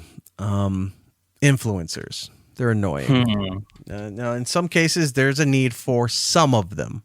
A very, very small percentage of them maybe actually do something good or are actually entertaining that they warrant their success and their money and what have you. A lot of them don't. And the ones that are trying to be influencers and super successful I think are more annoying than the ones that actually are successful. Because a lot of it is just empty, disposable content. They're lip syncing something, they're doing some stupid dance. And more so now, they're doing, I think it's called duets on TikTok. Yeah. Or duos. It's one of those two. It's duet. So it's where you take the you'll be video. sitting there like this. And then if I'd be commenting on Jordan drinking that Dr. Pepper right there. Like It's reaction videos. Right. It's so stupid. But then people are reacting to the reacting. And then eventually you're going to get to a point where there's no commentary is being generated because nothing has happened. Like, I've seen there's some no of those content. duos where they're just literally just watching it and smiling and nodding their head, but they don't add anything else. And then that's it. I'm like, what did you bring to this other than you took that and then you brought that audience or those hashtags over just to get eyes on what you're doing? Right. It's just all appropriating everybody else's I've work. seen those stupid videos where it's somebody's playing video games. And then on the top part, they're watching like Family Guy or South Park, or they're watching something else there. And it's like, oh no, if you do it that like that, then it gets more people who come in to watch this stuff. For what? None of this is anything worth looking for. That Family Guy video, I'll just go to YouTube and watch it because there it is. That's where you took it from. And you're putting it on your Instagram or your TikTok videos or whatever the fuck you're doing. And there's just no point to a lot of this stuff. Now, granted, it is successful, but it seems to be they're starting to realize this can't last forever. And there might be a downward trajectory for this. Because this article that came out here, it's called Deinfluencing, is becoming a big thing now. Deinfluencing is here. Gen Z and millennials are starting to give up social media for 9-to-5 jobs. They're starting to see a trend of people realizing that this isn't going to work for them, or if it was kind of working for them, they can't keep it up. I've talked about the fact that I've seen game streamers on Twitch, and I've seen people, a lot of TikTok stuff you see on Instagram. Let's be honest there. You've seen people having mental breakdowns or just they're not okay, and I need to tell you my story. I love this shit too, where they need to explain what's going on with them. They're sharing with you, and they get upset when people are shitting on them in the comments or making fun of them. This isn't, and you see other people, this isn't the time or the place for this. She's sharing something that's going on with her in her life, and we should be more sympathetic with her or empathize what she's going through. No. If you're having a problem and you put it out on social media like that, you should be criticized. You should look. You'll get people who'll support you. You know, if you are going through a rough patch and everything, I don't think posting shit on social media to that extent is the way to handle it. This is why everyone has a mental health issue, or they're having mental breakdowns, or they need a day, or they need some time for self-love and self-reflection. It's like, go fuck yourself. I understand it. So just do it. I'm not knocking the process of doing that. I'm knocking and making fun of those people who are letting you know that they're doing it, and I didn't ask you. You're putting it out online. It's like, hey, everybody, I just need to let you know I'm going to be off here for a while because I've been going through some things and I need to take a mental health break and I got to do these things. Fuck you already. Go. Do it. Don't come back. We don't care. If I hadn't seen somebody online in a while and I wrote to them, hey, what happened? Well, I haven't seen you for a while. What's going on? And then they told me because I inquired. Okay. Right. That's fine. I get it. Not knocking them. I get it at that point. But when you put it online as content, go fuck yourself. Because you know what I'm not into the mental help by committee. No. Like, get it off whatever, Twitter, Instagram, Facebook, whatever you're using, stop talking about. And unfortunately, I have a friend, a really good friend, a grown man who puts his stuff out there. Not so much lately, but he used to. Almost having mental breakdowns. And I think it's because you were putting it out online all the time like this and not getting the response back that you hoped for. Like, that's what I criticize about what he was doing. Not that what he was going through. I'm not belittling that. But when you put stuff out there in a way to say, it's like, hey guys, you're expecting to, because you need the feedback, you need the sympathy, you need the whatever that you're not getting, I guess, in real life. Yeah. And then you don't get it from the internet. And for some reason, that's devastating to people. And it shouldn't be. It's devastating if you're not getting it in your real life. From friends, family, and stuff like that. If you're going through something traumatic, or if you're going through something that's depressing, or just a difficult time, work, life, whatever, and you don't have somebody in your life that can, sit there and listen to you for a little bit, or a shoulder to lean on kind of thing, that's devastating. Putting it out on social media and then I didn't get enough likes back, or only one person responded. What did you expect? Be glad that a million people didn't respond saying, go fuck yourself, or worse. The other one that I don't like is the kind of the vague posts, like, oh, something's bad, this just happened. And then you want people to inquire, like, oh, what's going on? What's happening? Send me the private message. Oh, don't worry about it. And it's like, dude, don't do it. Stop posting it everywhere. Yeah. I know a lot of people like that. And it's like, I'm not going to feed it. I'm not going to feed into this. If it was that important, it wouldn't be here in this public forum. Right. And not to take away from people's real like mental issues. Again, and all, yeah. it's like, I'm not knocking in real life, but when you're putting it up there, it's like I want to thank you all for being here on my journey. Right. Fuck you. You lost me as soon as you said journey. I wish you the best, but I don't want to see any of your stuff. I'm not liking it. Sorry. I'm a sticks guy. Sorry. Don't care at this point. If you called me up or if you texted me or something like that, and we talked it out, I'd be more sympathetic, or I'd try to understand, or if maybe in a way I could help. Sure. But when you put it online, it becomes pandering. Mm-hmm. And then you lose all sympathy for or attempt to have any kind of empathy for a person. And you just go, if you came to me and said, hey, I need bullshit. some help, I need someone to talk to, great. But if you come to me and 2,300 of your closest friends on Facebook or Twitter, I don't care to help. Go get your opinion from the other 1,900 people. It's like Tom from Alberta, because computer daddy gives self-confirmation. Yeah. Yeah. But then also show me where the internet touched you. That is the problem. God damn, that might be the show title too. Double-edged sword. Yeah. Because then you're going to get the assholes that will go after you. They won't give you the confirmation of, I hope you're doing okay, or what's going on. You'll get the ones that be like, gay. And then, and start doing all the stupid internet, bullying. And it's like, what do you hope to accomplish here? Keeks in the chat is saying sometimes it's hard to reach out to individuals. That is true. That is fair. But you got to have somebody. There's got to be somebody in your life that you can reach out to. Now, I guess it can be said that sometimes people don't have anybody, or they're afraid to reach out. Well, part of the whole process of healing is taking some of these first steps and reaching out to people when you need help. Mm-hmm. It's easier said than done. All right, fine, whatever. I'm not here to argue about why some people are weak and some people aren't. People have issues. I get it. But you should have somebody at least in your life. If you don't, maybe it's your fault. Maybe it's not your fault. Maybe you're a dick and nobody wants to talk to you about your problems. Or maybe you're just not a very outgoing person. You don't have a lot of friends. I don't know, whatever the reason is. But you should have somebody in your life that you can talk to, a place to go. God knows there's a million services out there, because anytime something like this is touched upon at the end of a podcast, end of a TV show, if you know somebody that's going through this kind of here's an 800 number, here's a website. There's all these things out there. There's so many. There's more resources out there than ever before, in a way, to get information than ever before.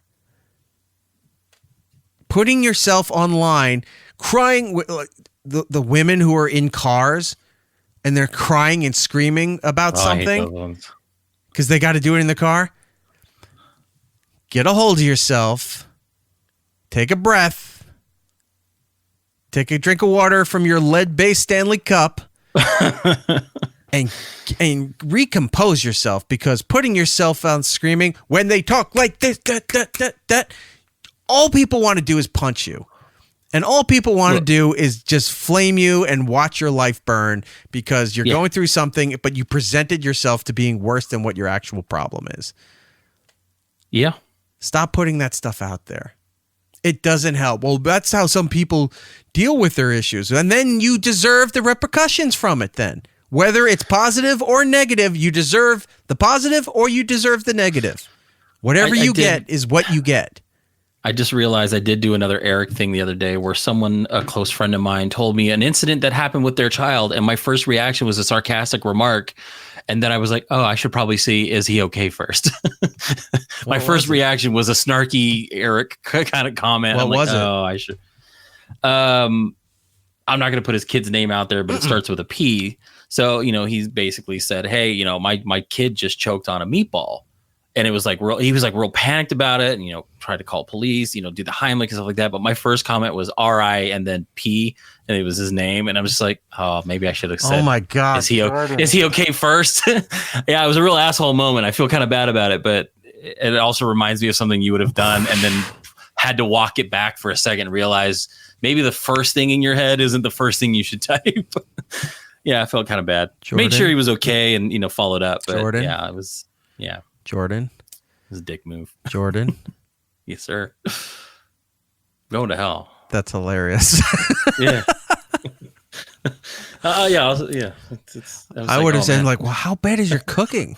Something like that. No. And then it devolved into other snarky comments after knowing everything was okay. But yeah, it was the first thing I said. And then I was like, oh, shit, I probably should have checked to see if it was okay first. I like that. No, he wouldn't have come to the chat if something was way, like, if it gone a different way whatever. You're coming to the other side, my friend. Yeah, it's a real dick move. I feel bad. Welcome to the blue side. Everyone's like, the dark side. Fuck your dark side. The blue side is where you got to go. Yeah.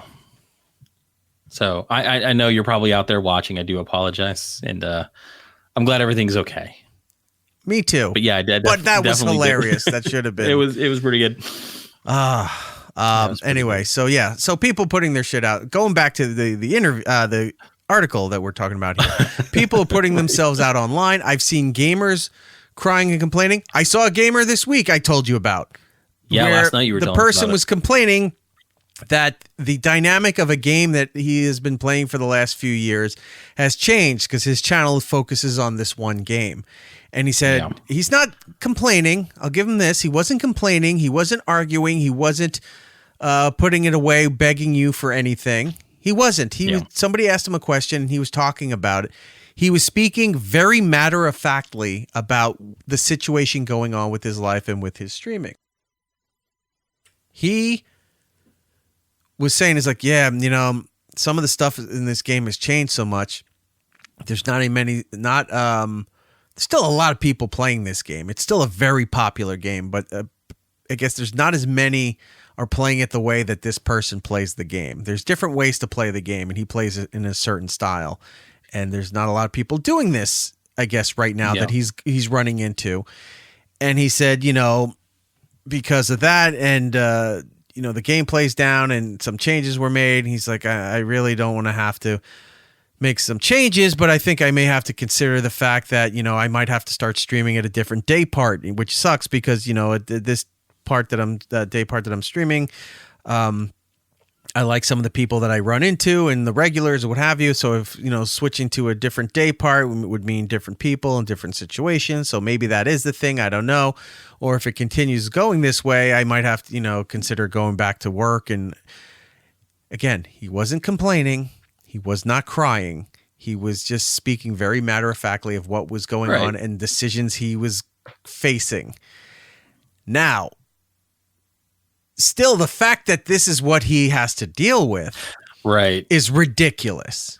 It reminds me of the first world problems thing that Pete went out there. It's like, I don't know if I feel that bad for you. Right.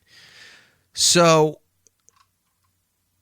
other people would be crying and complaining and screaming at the people. You're not, it's like, you people in the chat are not donating enough, or you're not doing enough here. And now I may have to go back and get a real job and do all this stuff. You lose all kinds of sympathy. You lose all kinds of financial support from subscribers and all that. If you're saying, I can't afford to, if you guys don't start stepping up, if you make it the audience's problem, you're not stepping up enough to support me here and everything. I may have to cut my hours back, and I'm going to have to go get another job, and I won't be here. Like, you're threatening them that you're not going to be here because they're so dumb that they're not supporting you. Like, you know where I'm going with this. It's always somebody else's problem, and then it adds to this, adds to this, adds to this. Yeah. Those people need to get off altogether and get in touch with reality. The people who put the videos up crying about mental health need to get in touch with reality. The people who complain that posting, it's like, you don't understand, it's so grueling, coming up with new videos for my TikTok channel or YouTube or whatever. constantly coming up with new thing, it just burns you out, you know, because you put a new video up and then you got to work on the next one. You got to work on the next one and it just doesn't end. Yeah, that's what the movies are. That's what TV is. Yeah. Morning radio. I've done it almost the majority of my life. I've done morning radio, and not just like a pretending to do morning radio or a low level. Major market, syndicated nationally, internationally, and satellite. All the tiers. You're only as good as your last show. We would do some shows we were doing almost 6 hours, depending on the deal that we had going on. 3 on terrestrial, 3 on satellite. We finish a show, we're exhausted, we're spent. Like, we're no good to anybody anymore because we just did 6 hours of talking. We got to do it again tomorrow. And the next day, 5 days a week. Almost 50 weeks a year, 48 weeks a year. The Tonight Show, The Late Show, talk shows have to do it all the time. They got to write new material, write new stuff, got to do new things.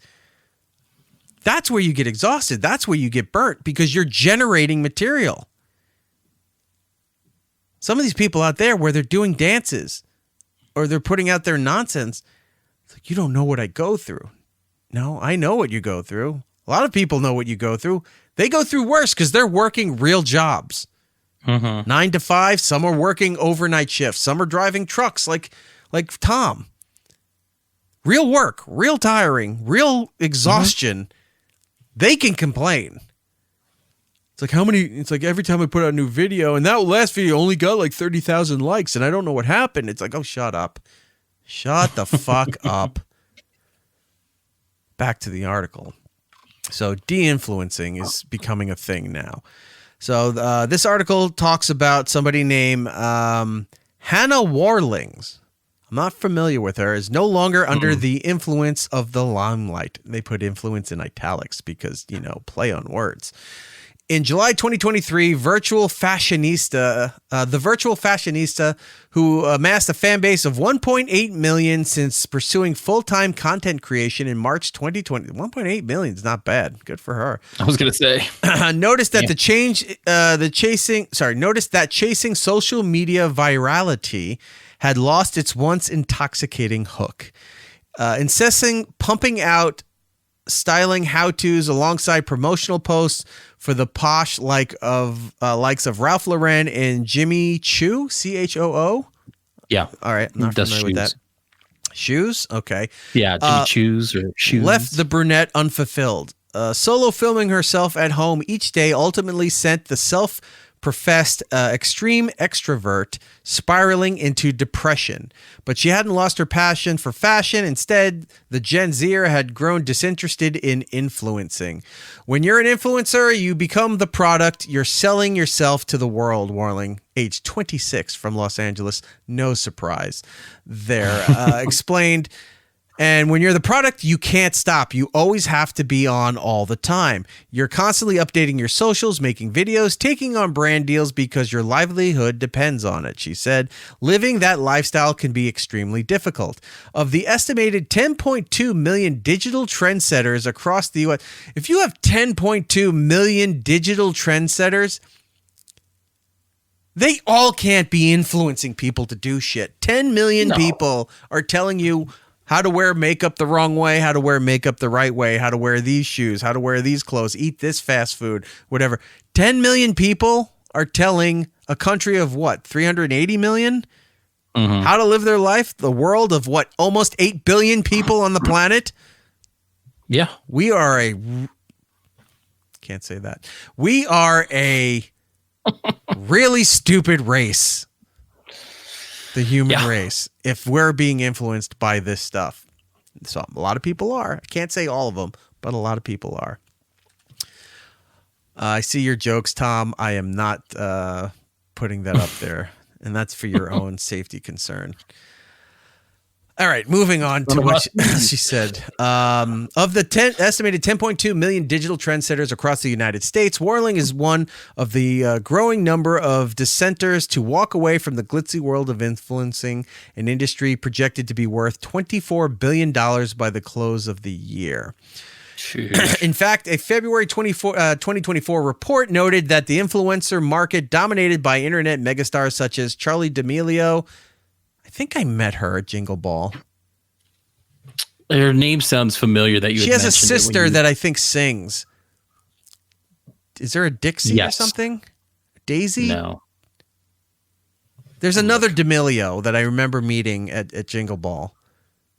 She was kind of hosting. D-I or D-E? Anyway, the D'Amelio, they had a show. One of them was the dumb one that made fun of their personal chef because of the way they were cooking something, and they got a lot of backlash for being spoiled brats. There's like You're right. So Dixie Amelia. Dixie, okay, yeah. I met Dixie too. She was the one that was hosting the Jingle Ball stuff, I think. Yeah, she does music. Sings, yeah, and then Charlie was there. February 2024 report noted that the influencer market dominated by internet megastars such as Charlie D'Amelio and Mr. Beast has more than tripled since 2019.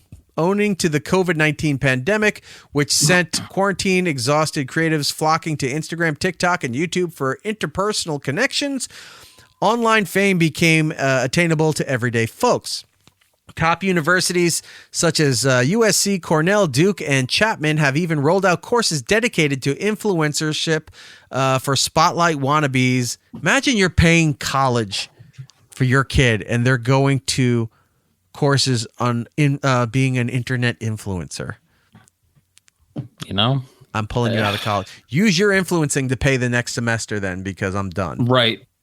Not doing that. Rolled out courses for spotlight wannabes. Ireland's Southeast Technologies University took its commitment to the buzzy career a step further. This is another thing too. I hate when people write stuff. They always got to come up with weird adjectives and pronouns and other shit in there because they can't. It's like, it's making it more interesting. No, stop. You stop making up terms and words to put in here and just get to the point. You don't have to. Or silly little catchphrases. Yeah, you don't have to glam it up just to extend the story. Just get to the point and be done with it. Took the career a step further, offering scholars a Bachelor of the Arts degree in its name. Ew. No. And for some reason, small screen socialites learning the tricks of high-tech trade has paid off in spades, racist. But beauty tastemaker Shantina Beckford, age 29, went from homelessness to raking in more than $12,500 a month through partnerships with posh likes of Sephora, Reebok, and Gymshark, thanks to her social media superstardom. However, while New York City life influencer Anna, I don't know any of these people, Anna Wolferman is her name. Yep. Nope. Says she's achieved similar success, such as gaining exclusive access to New York Fashion Week's soirees, coveted brand deals, and higher income than most recent college grads. The 22-year-old is calling it quits after a 3-year run. This is not what I want to do full time. The young cyber starlet, always with the over-the-top descriptions, announced in a trending TikTok confessional this month. I wish they brought back the downvote button. I know it was for YouTube, but put it on other things here. Down. The perks of being a trailblazer aside, Wolferman began feeling brainwashed by the unrelenting pressure to post and perform in social media pressure. When I do anything with my life, I have to take time out of my day to take a picture of me or to take a video of me, she said. I hate that. It's way too much of a self-obsessive job.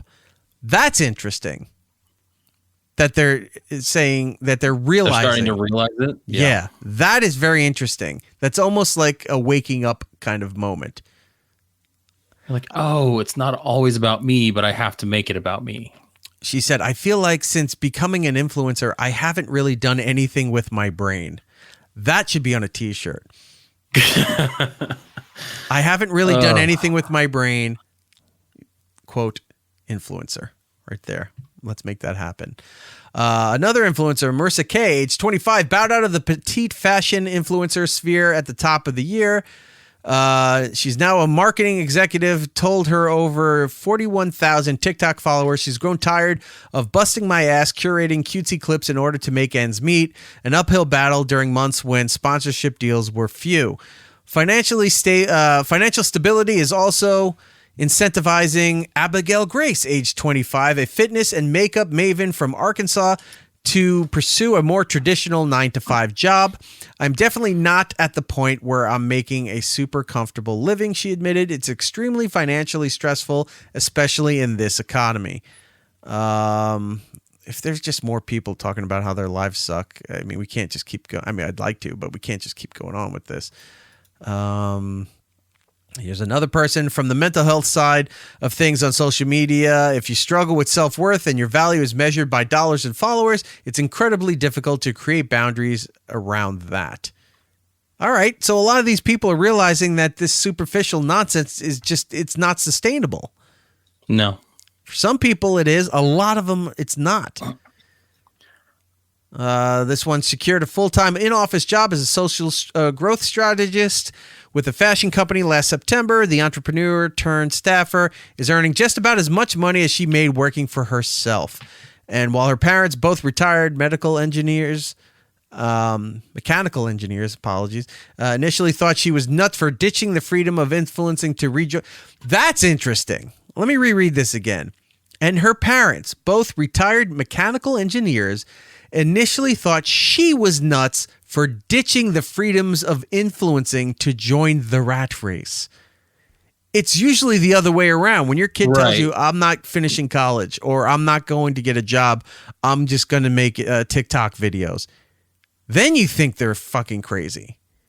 And you go, I know it's a 1 in a million shot that people get successful doing this, but what chance do you think you have? Well, do you think it's because the demographic of who you're talking about are the influencers, the under 25 crowd? Those are people like us. Yeah. That the parents are.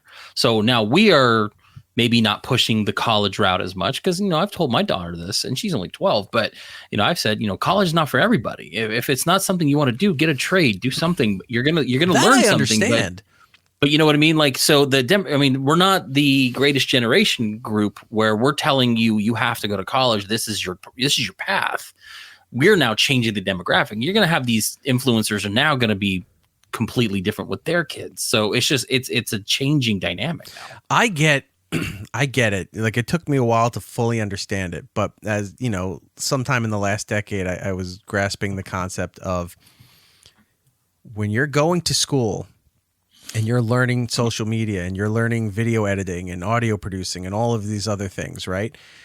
And then they're like, well, I'm going to be a social media specialist or something that for a company, right? Mm-hmm. They hire you for social media. Now it's not crazy. A decade ago, you were kind of iffy on it. You're like, really? What? You're going, it's like, oh yeah, I'm going to run Twitter and Instagram for a company and do all these things. It seemed kind of dumb. Right. It's like, that's not really a job. That's just something we do now, but it's not really a job. Now it makes sense. If you went to school, yeah. It's like, look, I know analytics. I know how to stuff that's trending. I know these kind of things there.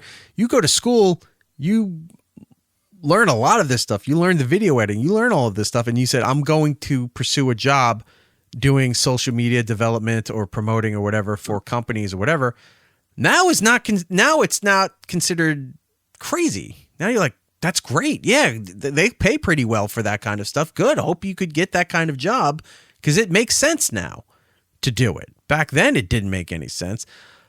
If your kid said, I'm not going to college because I'm just going to make TikTok videos, that's like saying, well, I'm not going to go to work because I'm going to play the Powerball. Like, it's a very slim chance that you're going to be the one that takes off and does super well with all of this stuff. Well, my youngest came to me and said, you know, he wants a gaming computer because he wants to, you know, start streaming games and doing stuff like that. And honestly, I didn't bat an eye at it. Now, is a sustainable I told you job? What to do with that, right?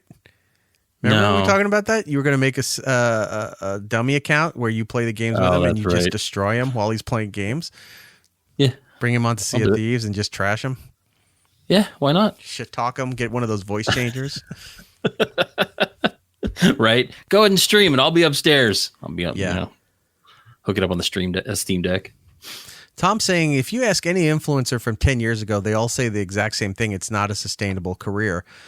I think a lot of people nowadays with the influencer culture, they don't want to accept that. They don't want to believe that. And they're like, I'm going to do this because I'm going to do this. Or I saw, what Logan Paul created with his energy drink line and his clothing line. And now he's doing wrestling and now he's doing all these other things. Like I can do that too.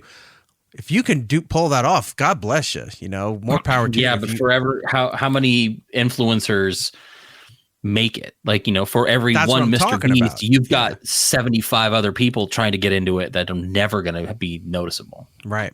You know what I mean? It's like, it's difficult. It's really difficult. I was thinking about that too, where you were talking about colleges.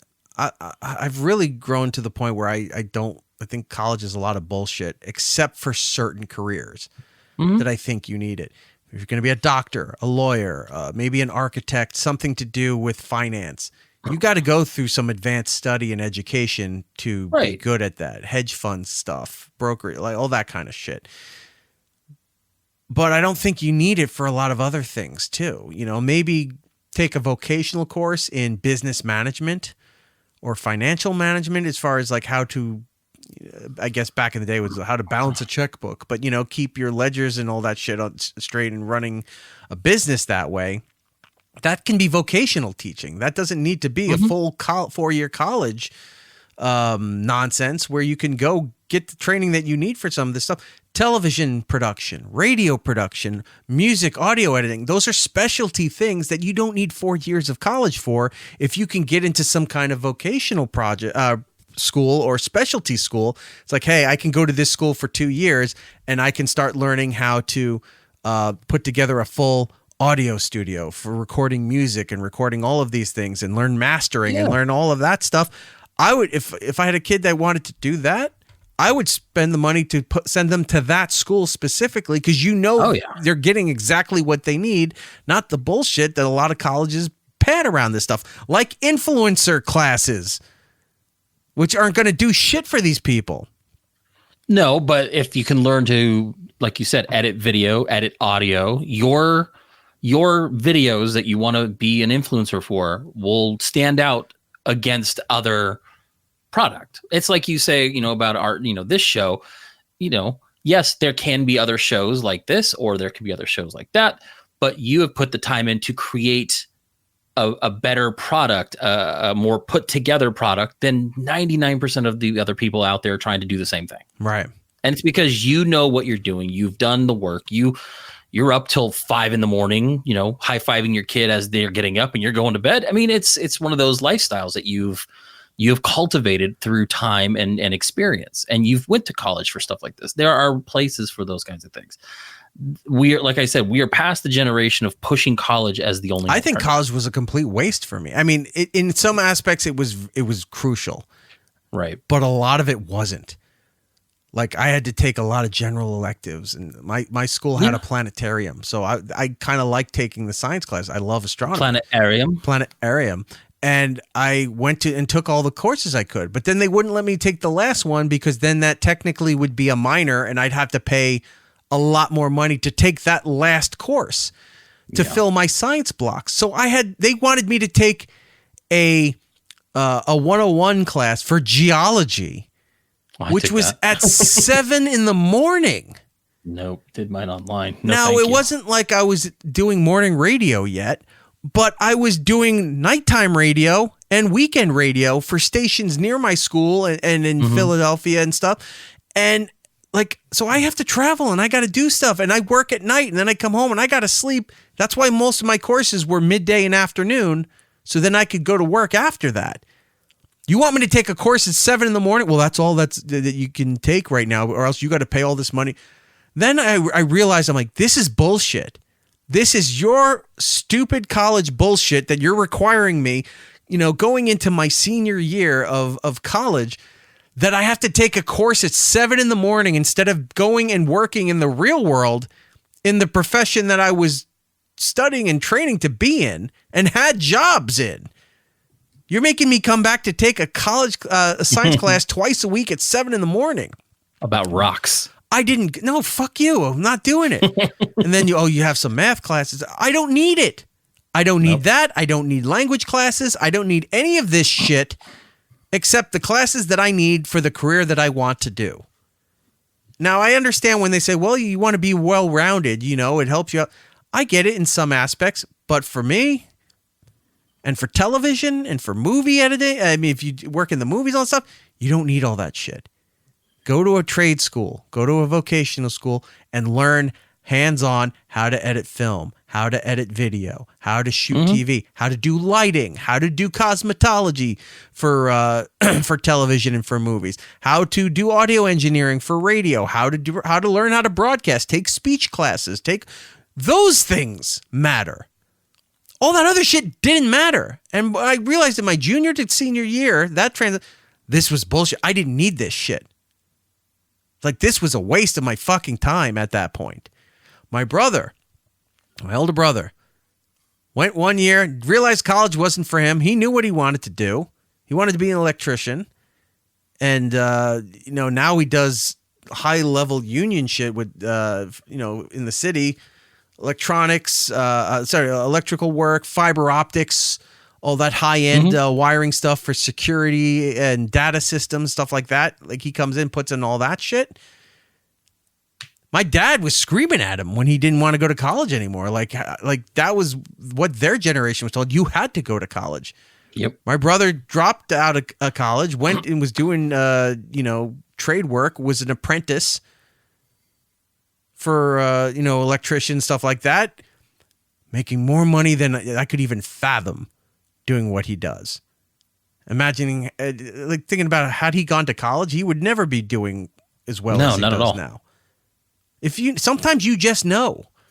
You just know that. And he probably got more out of he probably got more out of the 2 or 3 years he could have been in college outside of that, learning the trade, learning the ins and outs, and got that early foot in the door. Yeah, I think he had to do some kind of 2-year trade school with the apprentice and everything so you can get qualified for your certification and whatever it is you got to do in his line of work. Yeah, electrical work, plumbing, he did it. Air conditioned repair. There were times I remember his high school degree early in his career, he was working overnights on the subways, like in some of the really shittiest, dangerous parts of the city. And this was in the 90s, before the city really got cleaned up and everything. Middle of the night, he's, in the Bronx or in Harlem or somewhere working on subway lines and stuff super late at night. He went through everything and, he's doing fantastic now. But not all this college shit is worth it. We took a really far left turn away from influencing. Influencing is the same thing. Just replace college with influencing. You don't need all that shit. But it's good to see that a lot of these people are realizing that's like, I can't keep up with this. It's not a sustainable career. It is for some. It's not for a lot. And you just can't live that way. Just can't. I'm glad to be seeing a lot of it going away. I think I saw Aaron in the chat here. Aaron saying, what makes me happy is waking up at 1:50 in the morning and then driving to work and then watching a girl just being attractive is a career. Yeah. No, we've had this conversation a lot. It's like, if I had a nice rack and was a different sex, I probably could just, get an OnlyFans and make tons of money. But the thing with Aaron is he's just holding your phone up and he goes, it's like, oh, look at this one. Look how attractive this woman is. And then, she makes hold on, let me show you this one. Look at this one too. This one. It's like, wait, you've got a lot of examples of really attractive women making careers. I subscribe to all of these women. Are you just looking at porn online or the people who are teasing for their OnlyFans stuff? Speaking of teasing for OnlyFans, John Cena launched his OnlyFans this week. Put that up there for you. If you want to go follow, it's for free. Ricky Stanicki is his account. It's a new movie coming out. Yes, he's got a brand new movie coming out here called Ricky Stanicki on March 7th. We have the trailer. I don't know if we're going to do the trailer now. We're running so late as it is. We haven't even done segment 2. It's going to be a light show tonight. Yeah. Comes out March 7th on Prime Video. We'll watch it next week. Yeah. We'll do that. We do need to take all a next break. week. We're just going to watch trailers. Yeah. So we have a lot to catch up on. go to any of John Cita's social media. We'll give you the link to go and subscribe to his OnlyFans account for Ricky Stenicki. It's free. Go and support him in that movie. All right, we are going to take a break. When we come back, we're going to race through. It's not a lot for segment 2 this week. There was so much last week, not a lot this week. We're going to take a break. We will be right back. More, it's Eric Nagel. It's Eric Nagel. Next. Hi, I'm Jeremy Parrish from the Retronauts Podcast, a show about classic video games. We're exploring gaming's history every week. We talk about classic video games and how the medium's past feeds into the industry and culture of today. Want to know more about the people who made Destiny? What's the story behind Mario? And yes, we even explain why they call it Final Fantasy when there's 15 of the things. From arcade classics to the latest retro releases, Retronauts covers it all. Subscribe to us on iTunes or right here on the Podcast One network. Listening to Retronauts won't help you build your gamer score, but you'll rock at bar trivia. It's Eric Nagel. Eric Nagel. Segment 2 of the show. Jordan, Eric, here with you to go through all the stuff that's television, movies, streaming updates, giving you what the kids call the skinny about things going on in the entertainment world. So much going on there. We watch and pay attention to all of this stuff so that you do not have to. You will listen to what we have to say and you will like what we like. Correct? Correct. All right. Are you watching anything of note? I'm watching Halo. The new episode every Thursday came out. I haven't watched this week's yet, but I have been seeing things online where it's starting to look terrible again as far as they blew all their budget with the special effects. So I'm going to catch up and check that. With my daughter being sick this past weekend, I let her kind of control the TV to kind of veg out on the couch. And I, for the first time, watched Descendants 2, Descendants 3, and High School Musical. And I got to tell you, I cannot wait. Descendants is the one with the kids of the villains. The kid right? villains, yeah. Yeah. I saw ridiculous shows. I saw those years ago when my older sister's kid was into all of that stuff. Yeah. So one year they dressed up as coming. Maleficent and whoever her daughter is. Mal. Yeah. Yeah. No, it's I could see the appeal for the younger generation, younger kids and girls especially. I could not believe how bored I was through most of that. It was ridiculous. But, you do things for your kids. And then I have been playing Helldivers 2, the PlayStation PC exclusives. It's amazing. It's Starship Troopers mixed with Terminator, mixed with Halo. Like, it is just a fun, crazy multiplayer game that it's just PvE, which is players versus enemies. The community couldn't be more fun to hang out with and play with. People are making videos. People are just getting along, and there's friendly fire turned on, and no one's killing each other on purpose. It is the least toxic community in video gaming I have seen in a very long time. I'm having a great time with it. It's so fun. Now, you shared something with me. Can we share that code with everybody? Which one? Oh, my friend code? Is that your friend code? Oh, no. Are you talking to buy it? Yeah, that code for buying it. No, that's put it out there. If people want to buy it and get it a little bit cheaper, go ahead. Okay. But you got to do it at that website. So if you go to a website called greenmangaming.com, I know it sounds iffy, but it's legit. Green, like the color, mangaming.com. You look for Helldivers there. If you go to buy it, use the code FEB17, and it drops the price down to $33 for you. Yeah. I mean, the game is currently $40 right now, but this way it's worth it. But yeah, get yourself a discount. It's a fun go. game. And they just updated it again yesterday. So now the servers are doing a little bit more stable, a lot more quick getting into the games. Because at first it just got so popular that no one could get in. So I would start it and I would wait 15 minutes, 20 minutes just to get in. Yeah, if and you once like you're Starship in, it's Troopers, fun. You'll like this game a lot. Great. Yeah, I've been streaming it a lot. It's great. I have I haven't really been watching much this week because I've been crashing it early every night. I was gonna say you've been falling asleep quick. I'm on the second episode of this show on Hulu, and it's really good. It's called Death and Other Details. Okay. It stars Mandy Patinkin and a bunch of other people that I'm not overly familiar with. but it feels like it's in the lines of that show White Lotus that was on HBO. Gotcha. It's in the lines of Knives Out, that movie world on Netflix. It's a not a caper. It's a mystery. A whodunit? It's a whodunit mystery, but I don't know if it's a murder mystery because nobody's dead yet in this thing, at least from the little I've seen. But Right. it is a mystery style show. There's a detective and all this fun stuff. I was surprised how good it was, so I do recommend Nice.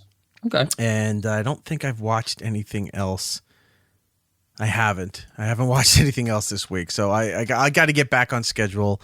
I did add a movie to my list of movies that I need to watch that I've never seen. A movie called Nuns on the Run with Eric Idle. Oh, I've heard of this movie. I remember seeing something about it, like late 80s, maybe? Yeah. Yes. So I was following Eric Idle, and somebody asked him a question about it, and he was talking about it. I was like, I don't think I've ever saw that movie, so I added that to my list of movies I need to watch. Okay. What's out now this week for your viewing? Well, last Sunday, season 11 debuted for Last Week Tonight with John Oliver, so you can go watch that on HBO Max and catch a new episode this Sunday. Netflix has Avatar: The Last Airbender. This is a reboot, a continuation. What is this? It's a live action version of the animated series, but it's not has anything to do with the movie, so it's like spread out. Early thoughts on people seeing it are saying it's not that great. I've seen a lot, and here's another thing that's going to be a problem for them. A lot of women I've seen online today talking about how terrible this show is. Right. Plot holes. I saw one girl wrote, the sound effects are terrible. And the special effects apparently are falling very flat. And someone was like, do they even know how to light anything anymore? Like, again, like comes back to segment 1 where you were talking about getting a trade and learning how to do these things. Even with special effects, you got to learn how to light things correctly. And it looked terrible. Like, I'll probably check it out. I'm not a huge. I've never seen any of the Avatar of Airbender stuff, but from people in the know that like it are not liking this. Yeah. So there you go. Upcoming for the rest of the month on Hulu, February 27th, Shogun. It's also on FX. Looks really good. On February 29th on Netflix, Spaceman starring Adam Sandler. Have you seen the trailer for this? I have not. It looks like I feel like it's supposed to be a serious movie where he's out in space by himself on a spaceship, and he's either hallucinating a giant alien spider on the ship with him talking to him, or there's an actual alien giant spider on the ship talking to him. It looks super interesting. I don't want to watch any more footage of it because I'm starting to kind of shy away from getting into too many trailers because then they spoil everything. Right. But it looks super interesting. And it's like maybe he's going crazy for being in isolation out in space for too long or not. It's going to be one of those type of movies. The trailer wait to see that is saying March 1st. Okay. Maybe they changed the date. Okay, I'm going to go with the trailer date here. So I apologize. Okay. Not February 29th, like Jordan put, like a dummy. Stupid Jordan. March 1st, Spaceman. Now, I just skimmed through the trailer. I was hoping it was based on his skit. Do you ever see his comedy special on 100% Fresh? Yes. Okay. So it's a lot of him. He has little skits, but he's doing a lot of live music performance stuff like he always does. He has a bit called Station 69. And it's him and Rob Schneider singing this song. And it's about these astronauts that are on this little space station at the far end of the universe, and not a lot is happening and everything is fine. And then as the song progresses, it just winds up that they have nothing to do but blow each other. Oh, yes. I remember that one. Yes. Now that you mentioned it. So when you said Spaceman, I was like, oh, if they took the song and then just made that a thing, that would be fantastic. That would be fantastic. That may not be the case. All right, hey, real quick, we got a little bit of clarification. Apparently, theaters February 22nd, streaming March 1st. So they're doing that dual release kind of stuff. Okay. And I think part of that, usually when they do that, is they think they have a product that can maybe make some awards contention. So they'll do the dual release. So okay.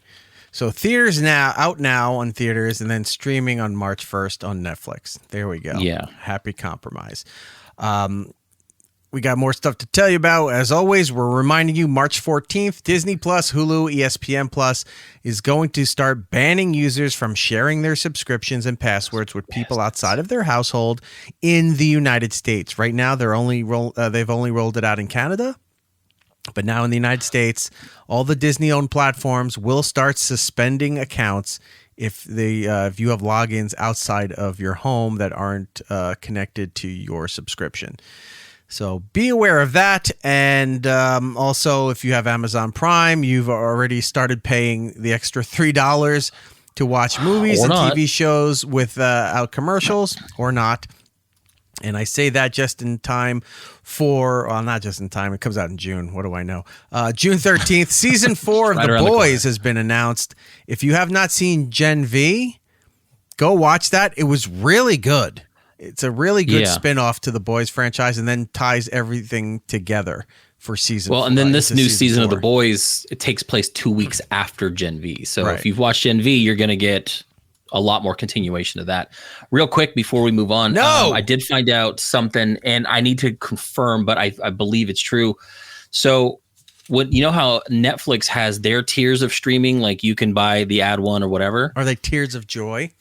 No, not. In fact, quite the opposite. Someone went to go watch that had one of the lower tiers of Netflix and went to go watch that horror movie Thanksgiving. Okay. And because of rights issues, they couldn't stream it on the lower tier. They wouldn't allow it. You have to upgrade to watch the movie that they have on their main page. Oh, so the producers, in fact, whoever owns the movie are the ones saying you can't stream it with commercials. Right. So let's see. I think I took a picture. I'll read it. Yep. Here we go. Unavailable on an ad-supported plan due to licensing restrictions, and it gives you the option to change the plan to watch. And this is happening on Netflix. And I'm like, that is so. If I'm not paying for the higher tiers, and I have to watch your ads to access your movies, I still can't access every movie. Right. It's getting kind of ridiculous. Well, in a way, I understand because that's not Netflix's doing, but then also kind of fuck them too for having this tier and being stuck in that position, because now you're going to get a lot of people and say, screw you. You're forcing me to do something I don't want to do. I'm not going to do it. And Netflix will say, well, it's not us doing it. It's the studios that own the movies and everything. Well, sorry. Yeah. Should have made that deal. I'll just go and if I'm going to spend that money, I'll just spend the $3, $5, $10 to rent it on demand from Apple or Amazon or something and be done with it in one shot. So that's what I'm saying. Physical media, man. Just go back to buying it. Well, speaking of physical media, Disney strikes a deal with Sony to take over its DVD and Blu-ray disc business. So Disney is outsourcing a big piece of its home entertainment division to Sony Pictures Entertainment, which will manufacture, distribute, and market Disney's DVDs and Blu-ray discs and other physical media. As part of the deal, Sony will market, sell, and distribute all Disney's new releases and catalog titles on physical media to consumers through retailers and distributors in the United States and Canada. Disney will continue to manage its own digital media like premium video on demand. Now, this is interesting because in a world where physical media is going away in a lot of places, Disney, I guess, found it to be more economical to let Sony handle this stuff. Now, if you're not aware, Sony owns the patent on Blu-ray technology. It's theirs. Yes. That's why HD DVD went away, because HD DVD was owned by Mitsubishi. And Sony just had the stronger promotional juggernaut behind them. They had a good foot in the door by including Blu-ray with every PlayStation 2, whereas the Xbox 360, you had to buy a separate player to hook in, so Right. they had a built-in audience almost immediately. Yes. So, So Sony, Plus it porn. makes sense, I guess, for all the Blu-ray stuff that Disney makes this deal that said, all right, look, we'll let you manufacture and distribute to the retailers all the physical media because Sony still wants to do it. I guess Sony still sees value in making money that way. Now, this might be a stretch, but they're talking with each other and they're making business deals with each other. The last time we saw Sony and Disney make a deal was with Marvel to start sharing Spider-Man. Now, Spider-Man could be used in the MCU properties where Sony gets a percentage or something of whatever they're doing with the movie. Right. But I think it's also that Sony can't make Spider-Man properties without Disney Marvel's approval. But they can make all the other stuff, which we've seen, Madam Web disaster, Morbius disaster, Kraven will be a disaster. Venom 2 didn't do that well. I think at some point we're going to see, my original theory was that Disney was going to obtain DC and then trade DC to Sony to take all the Spider-Man to get the rest of the properties Marvel away shit from them, back, right? So that's not happening because they were rebooting DC with James Gunn and all that stuff. So DC's off the table. This could be another way for Disney to negotiate down the line. We want Spider-Man Marvel back. Like maybe Kraven comes out, I think, in the fall this year, and Supposed to be, yeah. And tanks. The only thing they have going is those 2 animated movies. Everything else is tanked. The video game does good. The animated does good. The movies and everything else, garbage. So maybe they make that kind of deal where they get the full rights back to all the Spider-Man stuff.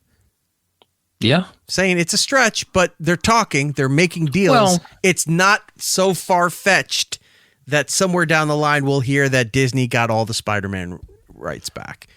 Well, and what happened is that they put out Madam Web, and it did so poorly, it's kind of derailed all their future plans for the connected Spider-Man universe. So the more they fail and the more they make these little backdoor deals with Disney, the higher probability is that you might be right. You know, so fingers put it in crossed. the hands of people that can put it out there, maybe share some revenue with Sony, you know, throw their name on there since they're going to put out the physical releases anyway. And get a nice little chunk of change out of it. I've said this for so many years. People think Disney's very evil. People think Disney's very controlling, whatever. And you're right in some aspects. But some of these far-fetched theories that I've thrown out there or other people have thrown out there, the only company that could make those things actually happen is Disney. And more times than not, they have. Who saw them buying Fox? Who saw them doing that deal with Spider-Man with Sony? Who saw them doing a $4 billion deal for Star Wars and Lucasfilms and all those things? Could you imagine that we are now in a universe where Disney owns Fox and now Sony can put out Fox Disney properties? Like, it's so weird that is now the reality of how this is going to work out. It's weird. And we're also looking at a world where Paramount Plus may merge with like Apple or Peacock, where like all these companies are consolidating to do this one mega thing, as we used to know it, cable. Yeah. Yeah, they're reinventing cable again. We cut the cord only to go back to the cord. Yeah. So we'll see. Disney and Sony have this deal going on for physical distribution. Somewhere down the line, we're going to hear that Disney got the rights back to all the Spider-Man stuff. They may Disney let used Sony continue making the animated movies or and the video game stuff, which have done well, yeah. But the movie stuff, it's like you guys can't conduct yourselves accordingly with all of this stuff. We're taking it back from you. All right, and Disney had their own Blu-ray little club called the Disney Movie Club, and that's going away after 23 years with this announcement too. So they're going to stop sending out those kinds of things, and you can get random movies that they wouldn't put out in the wider Target or Walmart. That's going away. 23 years. I used to love getting stuff from that. So we'll see. Moving on, the CW. If you know that network here in the United States, the new bosses are betting on on a linear model as compared to everybody else trying to do digital and social and all that stuff. While every other television network is hell-bent on keeping up with Netflix, the CW is playing a very different game. The biggest media conglomerates have thrown millions of dollars toward bulking up their arsenals in the streaming wars as talk of potentially parting ways with their linear television efforts intensifies, particularly for Disney's ABC and Paramount's CBS. But the CW parent company, Nexstar Media Group, the largest television station owner in the United States with 200 television stations, the future lies within wide-range programming that attracts viewers to battlefield competitors or to the battlefield competitors are leaving behind. Well, all that jargon means is that the CW is putting all their eggs into becoming a fifth major network in the United States, where all the other networks are trying to do other things. This sounds kind of dumb. Well, yeah, and just you got to think of how CW even came about. There used to be two other channels, the UPN and WB, and they merged to make CW. At some point, this will go away. Wasn't CW at one point or had some sort of ownership with CBS? Like, didn't CBS or Paramount or Viacom have something to do with it? UPN was a Paramount company, and that's where you saw things like some of those Star Trek shows went to UPN Paramount Network. Yeah. Okay. Yeah, so UPN was all that, and then WB had their thing, and that's why when they merged, they became the CW, and that's why when we got the Warner Brothers, like DC Universe TV shows, they all went to the CW. Yeah, so they all sold their interest to Nexstar, and then here we're at. So they're trying to become we're going to really project into being a strong television network. It's like, why? There's hundreds of channels on a cable. I did this not too long ago, or around the Christmas time. I said, I haven't sat down and watched cable television in a long time. I just started flipping through channels. I go, there's a lot of nonsense and reruns on most channels, and that's it. Like, some channels were just running nonstop and Practical Jokers. This one had all South Park. This one had all Diners, Drive-Thrus, and Dives. This had all this Magnolia Network stuff with this husband and wife that just rebuild houses and things. The Gaineses. Yeah, and it's just like, why? Who's sitting here watching this all the time? Somebody must be, because they're still on and functioning, but they're treating the let's do more TV show model as if it's vinyl and that's going to make a comeback. And that's, in this case, that's not what's going to happen. No one's going back and rewatching VHSs. They're just not. All right, moving on. More movie news. Ballerina, the John Wick spinoff. Ballerina has been hit with a year-long delay and will now release in 2025. Deadline is reporting that the spinoff has been delayed for a whole year as the project undergoes reshoots that will largely focus on action sequences for the film. The short and sweet synopsis of Ballerina is as follows. A young female assassin seeks revenge against the people who killed her family. Release date is now June 7th of 2025. Plus, they're still going ahead with John Wick 5. Now, nothing else has been said other than that, but John Wick 5 is still being planned to happen. Okay. He's supposedly dead, so how are we going to do that? Whatever. I'll watch every one of those movies. Jurassic World director found in Rogue One filmmaker. What does this say? Gareth Edwards is going to be the new director. All this fucking schlock that they write with all this stuff. So the guy trust me, I cut some of this Jurassic World is going to direct Rogue One. No, Rogue One director Gareth Edwards. He's the one that also, I believe, care about any of these franchises.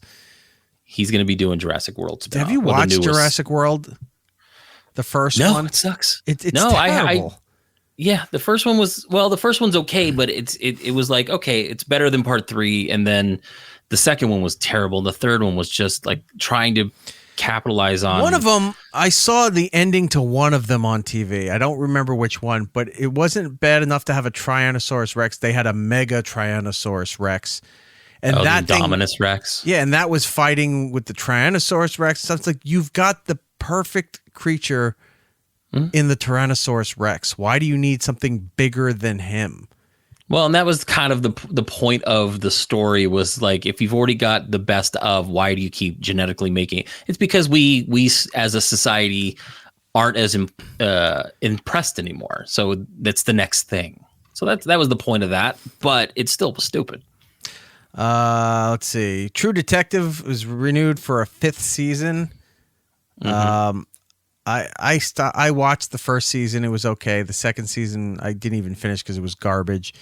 I have not gone back for the rest of these things. I guess people are still like this stuff. This last season, I guess, did well. Let's see. Per HBO, the season is the most watched installment of the show to date, with 12.7 million across the platform. Right. Season finale that just happened this past February 18th was the most watched episode of the season, drawing 3.2 million viewers across HBO and the Max. 57% increase over the show's premiere viewership in January. So it jumped up. It's all out now, so I might actually go and just do a binge watch. It was a weekly thing, and I'm starting to kind of go back to hating that. So now that it's all out, I'll probably do a watch and see how good it was. A lot of people are saying it's like True Detective mixed with The Thing, because it's set in like a perpetual dark area of like Alaska or something like that. That sounds terrible. We'll see. Yeah, no interest in any of that. What else do we have going on here? Suicide Squad, Kill the Justice League has fallen short of expectations, according to Warner Brothers. We knew this was on a downward trajectory. People didn't like it. People stopped playing it shortly after it came out, and now it's almost a complete bomb. Yeah, and they're blaming it for the possible future of video games through Warner Brothers. Even though last year they saw the Hogwarts Legacy being one of the most popular games of the year, this year one of the most Suicide outrageously Squad. Controversial games that everybody needs to ban because nobody likes J.K. Rowling anymore. And I played it and I loved it. Yeah, exactly. Star Wars Battlefront. I misspelled. Sorry. Oh. Battle fronds. It's about palm fronds. Yeah. Star Wars Battlefront Classic Collection coming to Switch, PlayStation, Xbox, and PC. The Battlefront Classic Collection is coming. All these platforms and via Steam too for PC on March 14th as a bundle of the 2 original games with new maps, characters, and more. So it's the original games. They've updated some things there. If you like that series, then you're going to love that. And I think that's it for this week. Yes, sir. All right. We need to get out of here. We need to do the plugs. That is what happens at this portion of the show. Otherwise, we just turn it off and we just look silly. Push the button. Jordan, our nation's eyes turn to you. You can come check us out. Our other show is All Watch It Later Podcast. You can check us out there on Instagram, Watch Later Pod. You can see my stuff at Jinxed Ronan. And we just started viewing our YouTube stuff, All Watch It Later Podcast, if you want to take a search. Basically, we just watch movies that we haven't watched and we should have watched. Things like Casablanca, Scarface, stuff that, you should have probably seen by now. We're going back. I liked Casablanca. I watched it first time a couple years ago. We watched it for the first time for the show, and I was very surprised that it's more than just the typical catchphrase that everyone always talks about. So I highly enjoyed that one. Yeah. Very much. This week, we're going to watch Raging Bull, something that I've kind of avoided watching that I kind of want to see. So we're going to check that one out. But yeah, come check us out. We talk about all kinds of stuff, movies, food, life. It's fun stuff. Eric will cut all this out, but I already did. I already was gone in my mind. Raging Bull I found to be boring. I know. I've never seen it. Norton loved that movie when we were on O&A and stuff, but I just found that movie to be so boring. I didn't care. I know it's considered a classic, a masterpiece, but whatever. For me, it's Eric Nagel across the board on all the social medias as well as the show. You can find all our stuff there. If you're listening to us live on the iHeartRadio app, thank you very much for doing so. If you're listening to us on demand, Apple, Spotify, any of those places, do us a kindness. Go over there and leave us a positive review. It does help out the program. It helps the algorithm and people see more of us. We've been seeing the numbers slowly but surely moving up, but it's in the right I'm so tired. Trajectory. That just go and help us out. Shut up, Eric. All right, I'm moving on. And if you want to join us live each and every week in the live rooms, Twitch and YouTube at It's Eric Nagel, you can find us there and be part of the program and whatnot. All right. That's it. We're tired. We had a lot going on, and this was a long show, so we need to get out of here. Until the next time, everybody. Be excellent to each other. And we'll be seeing you. Goodbye. It's Eric Nagel. Did you abscond with the church funds? Did you run off with the senator's wife? I like to think that you killed a man. It's the romantic in me. It's a combination of all three. Alas, we're out of time. Follow It's Eric Nagel on social media platforms. For ways to watch and listen to the show, or join us for the live shows, head over to itsericnagel.com. Yo, and remember to tell 2 friends so they can tell 2 friends, and they can tell 2 friends, they can tell 2 friends, they can tell 2 friends. You get the idea. Keep it real, homies.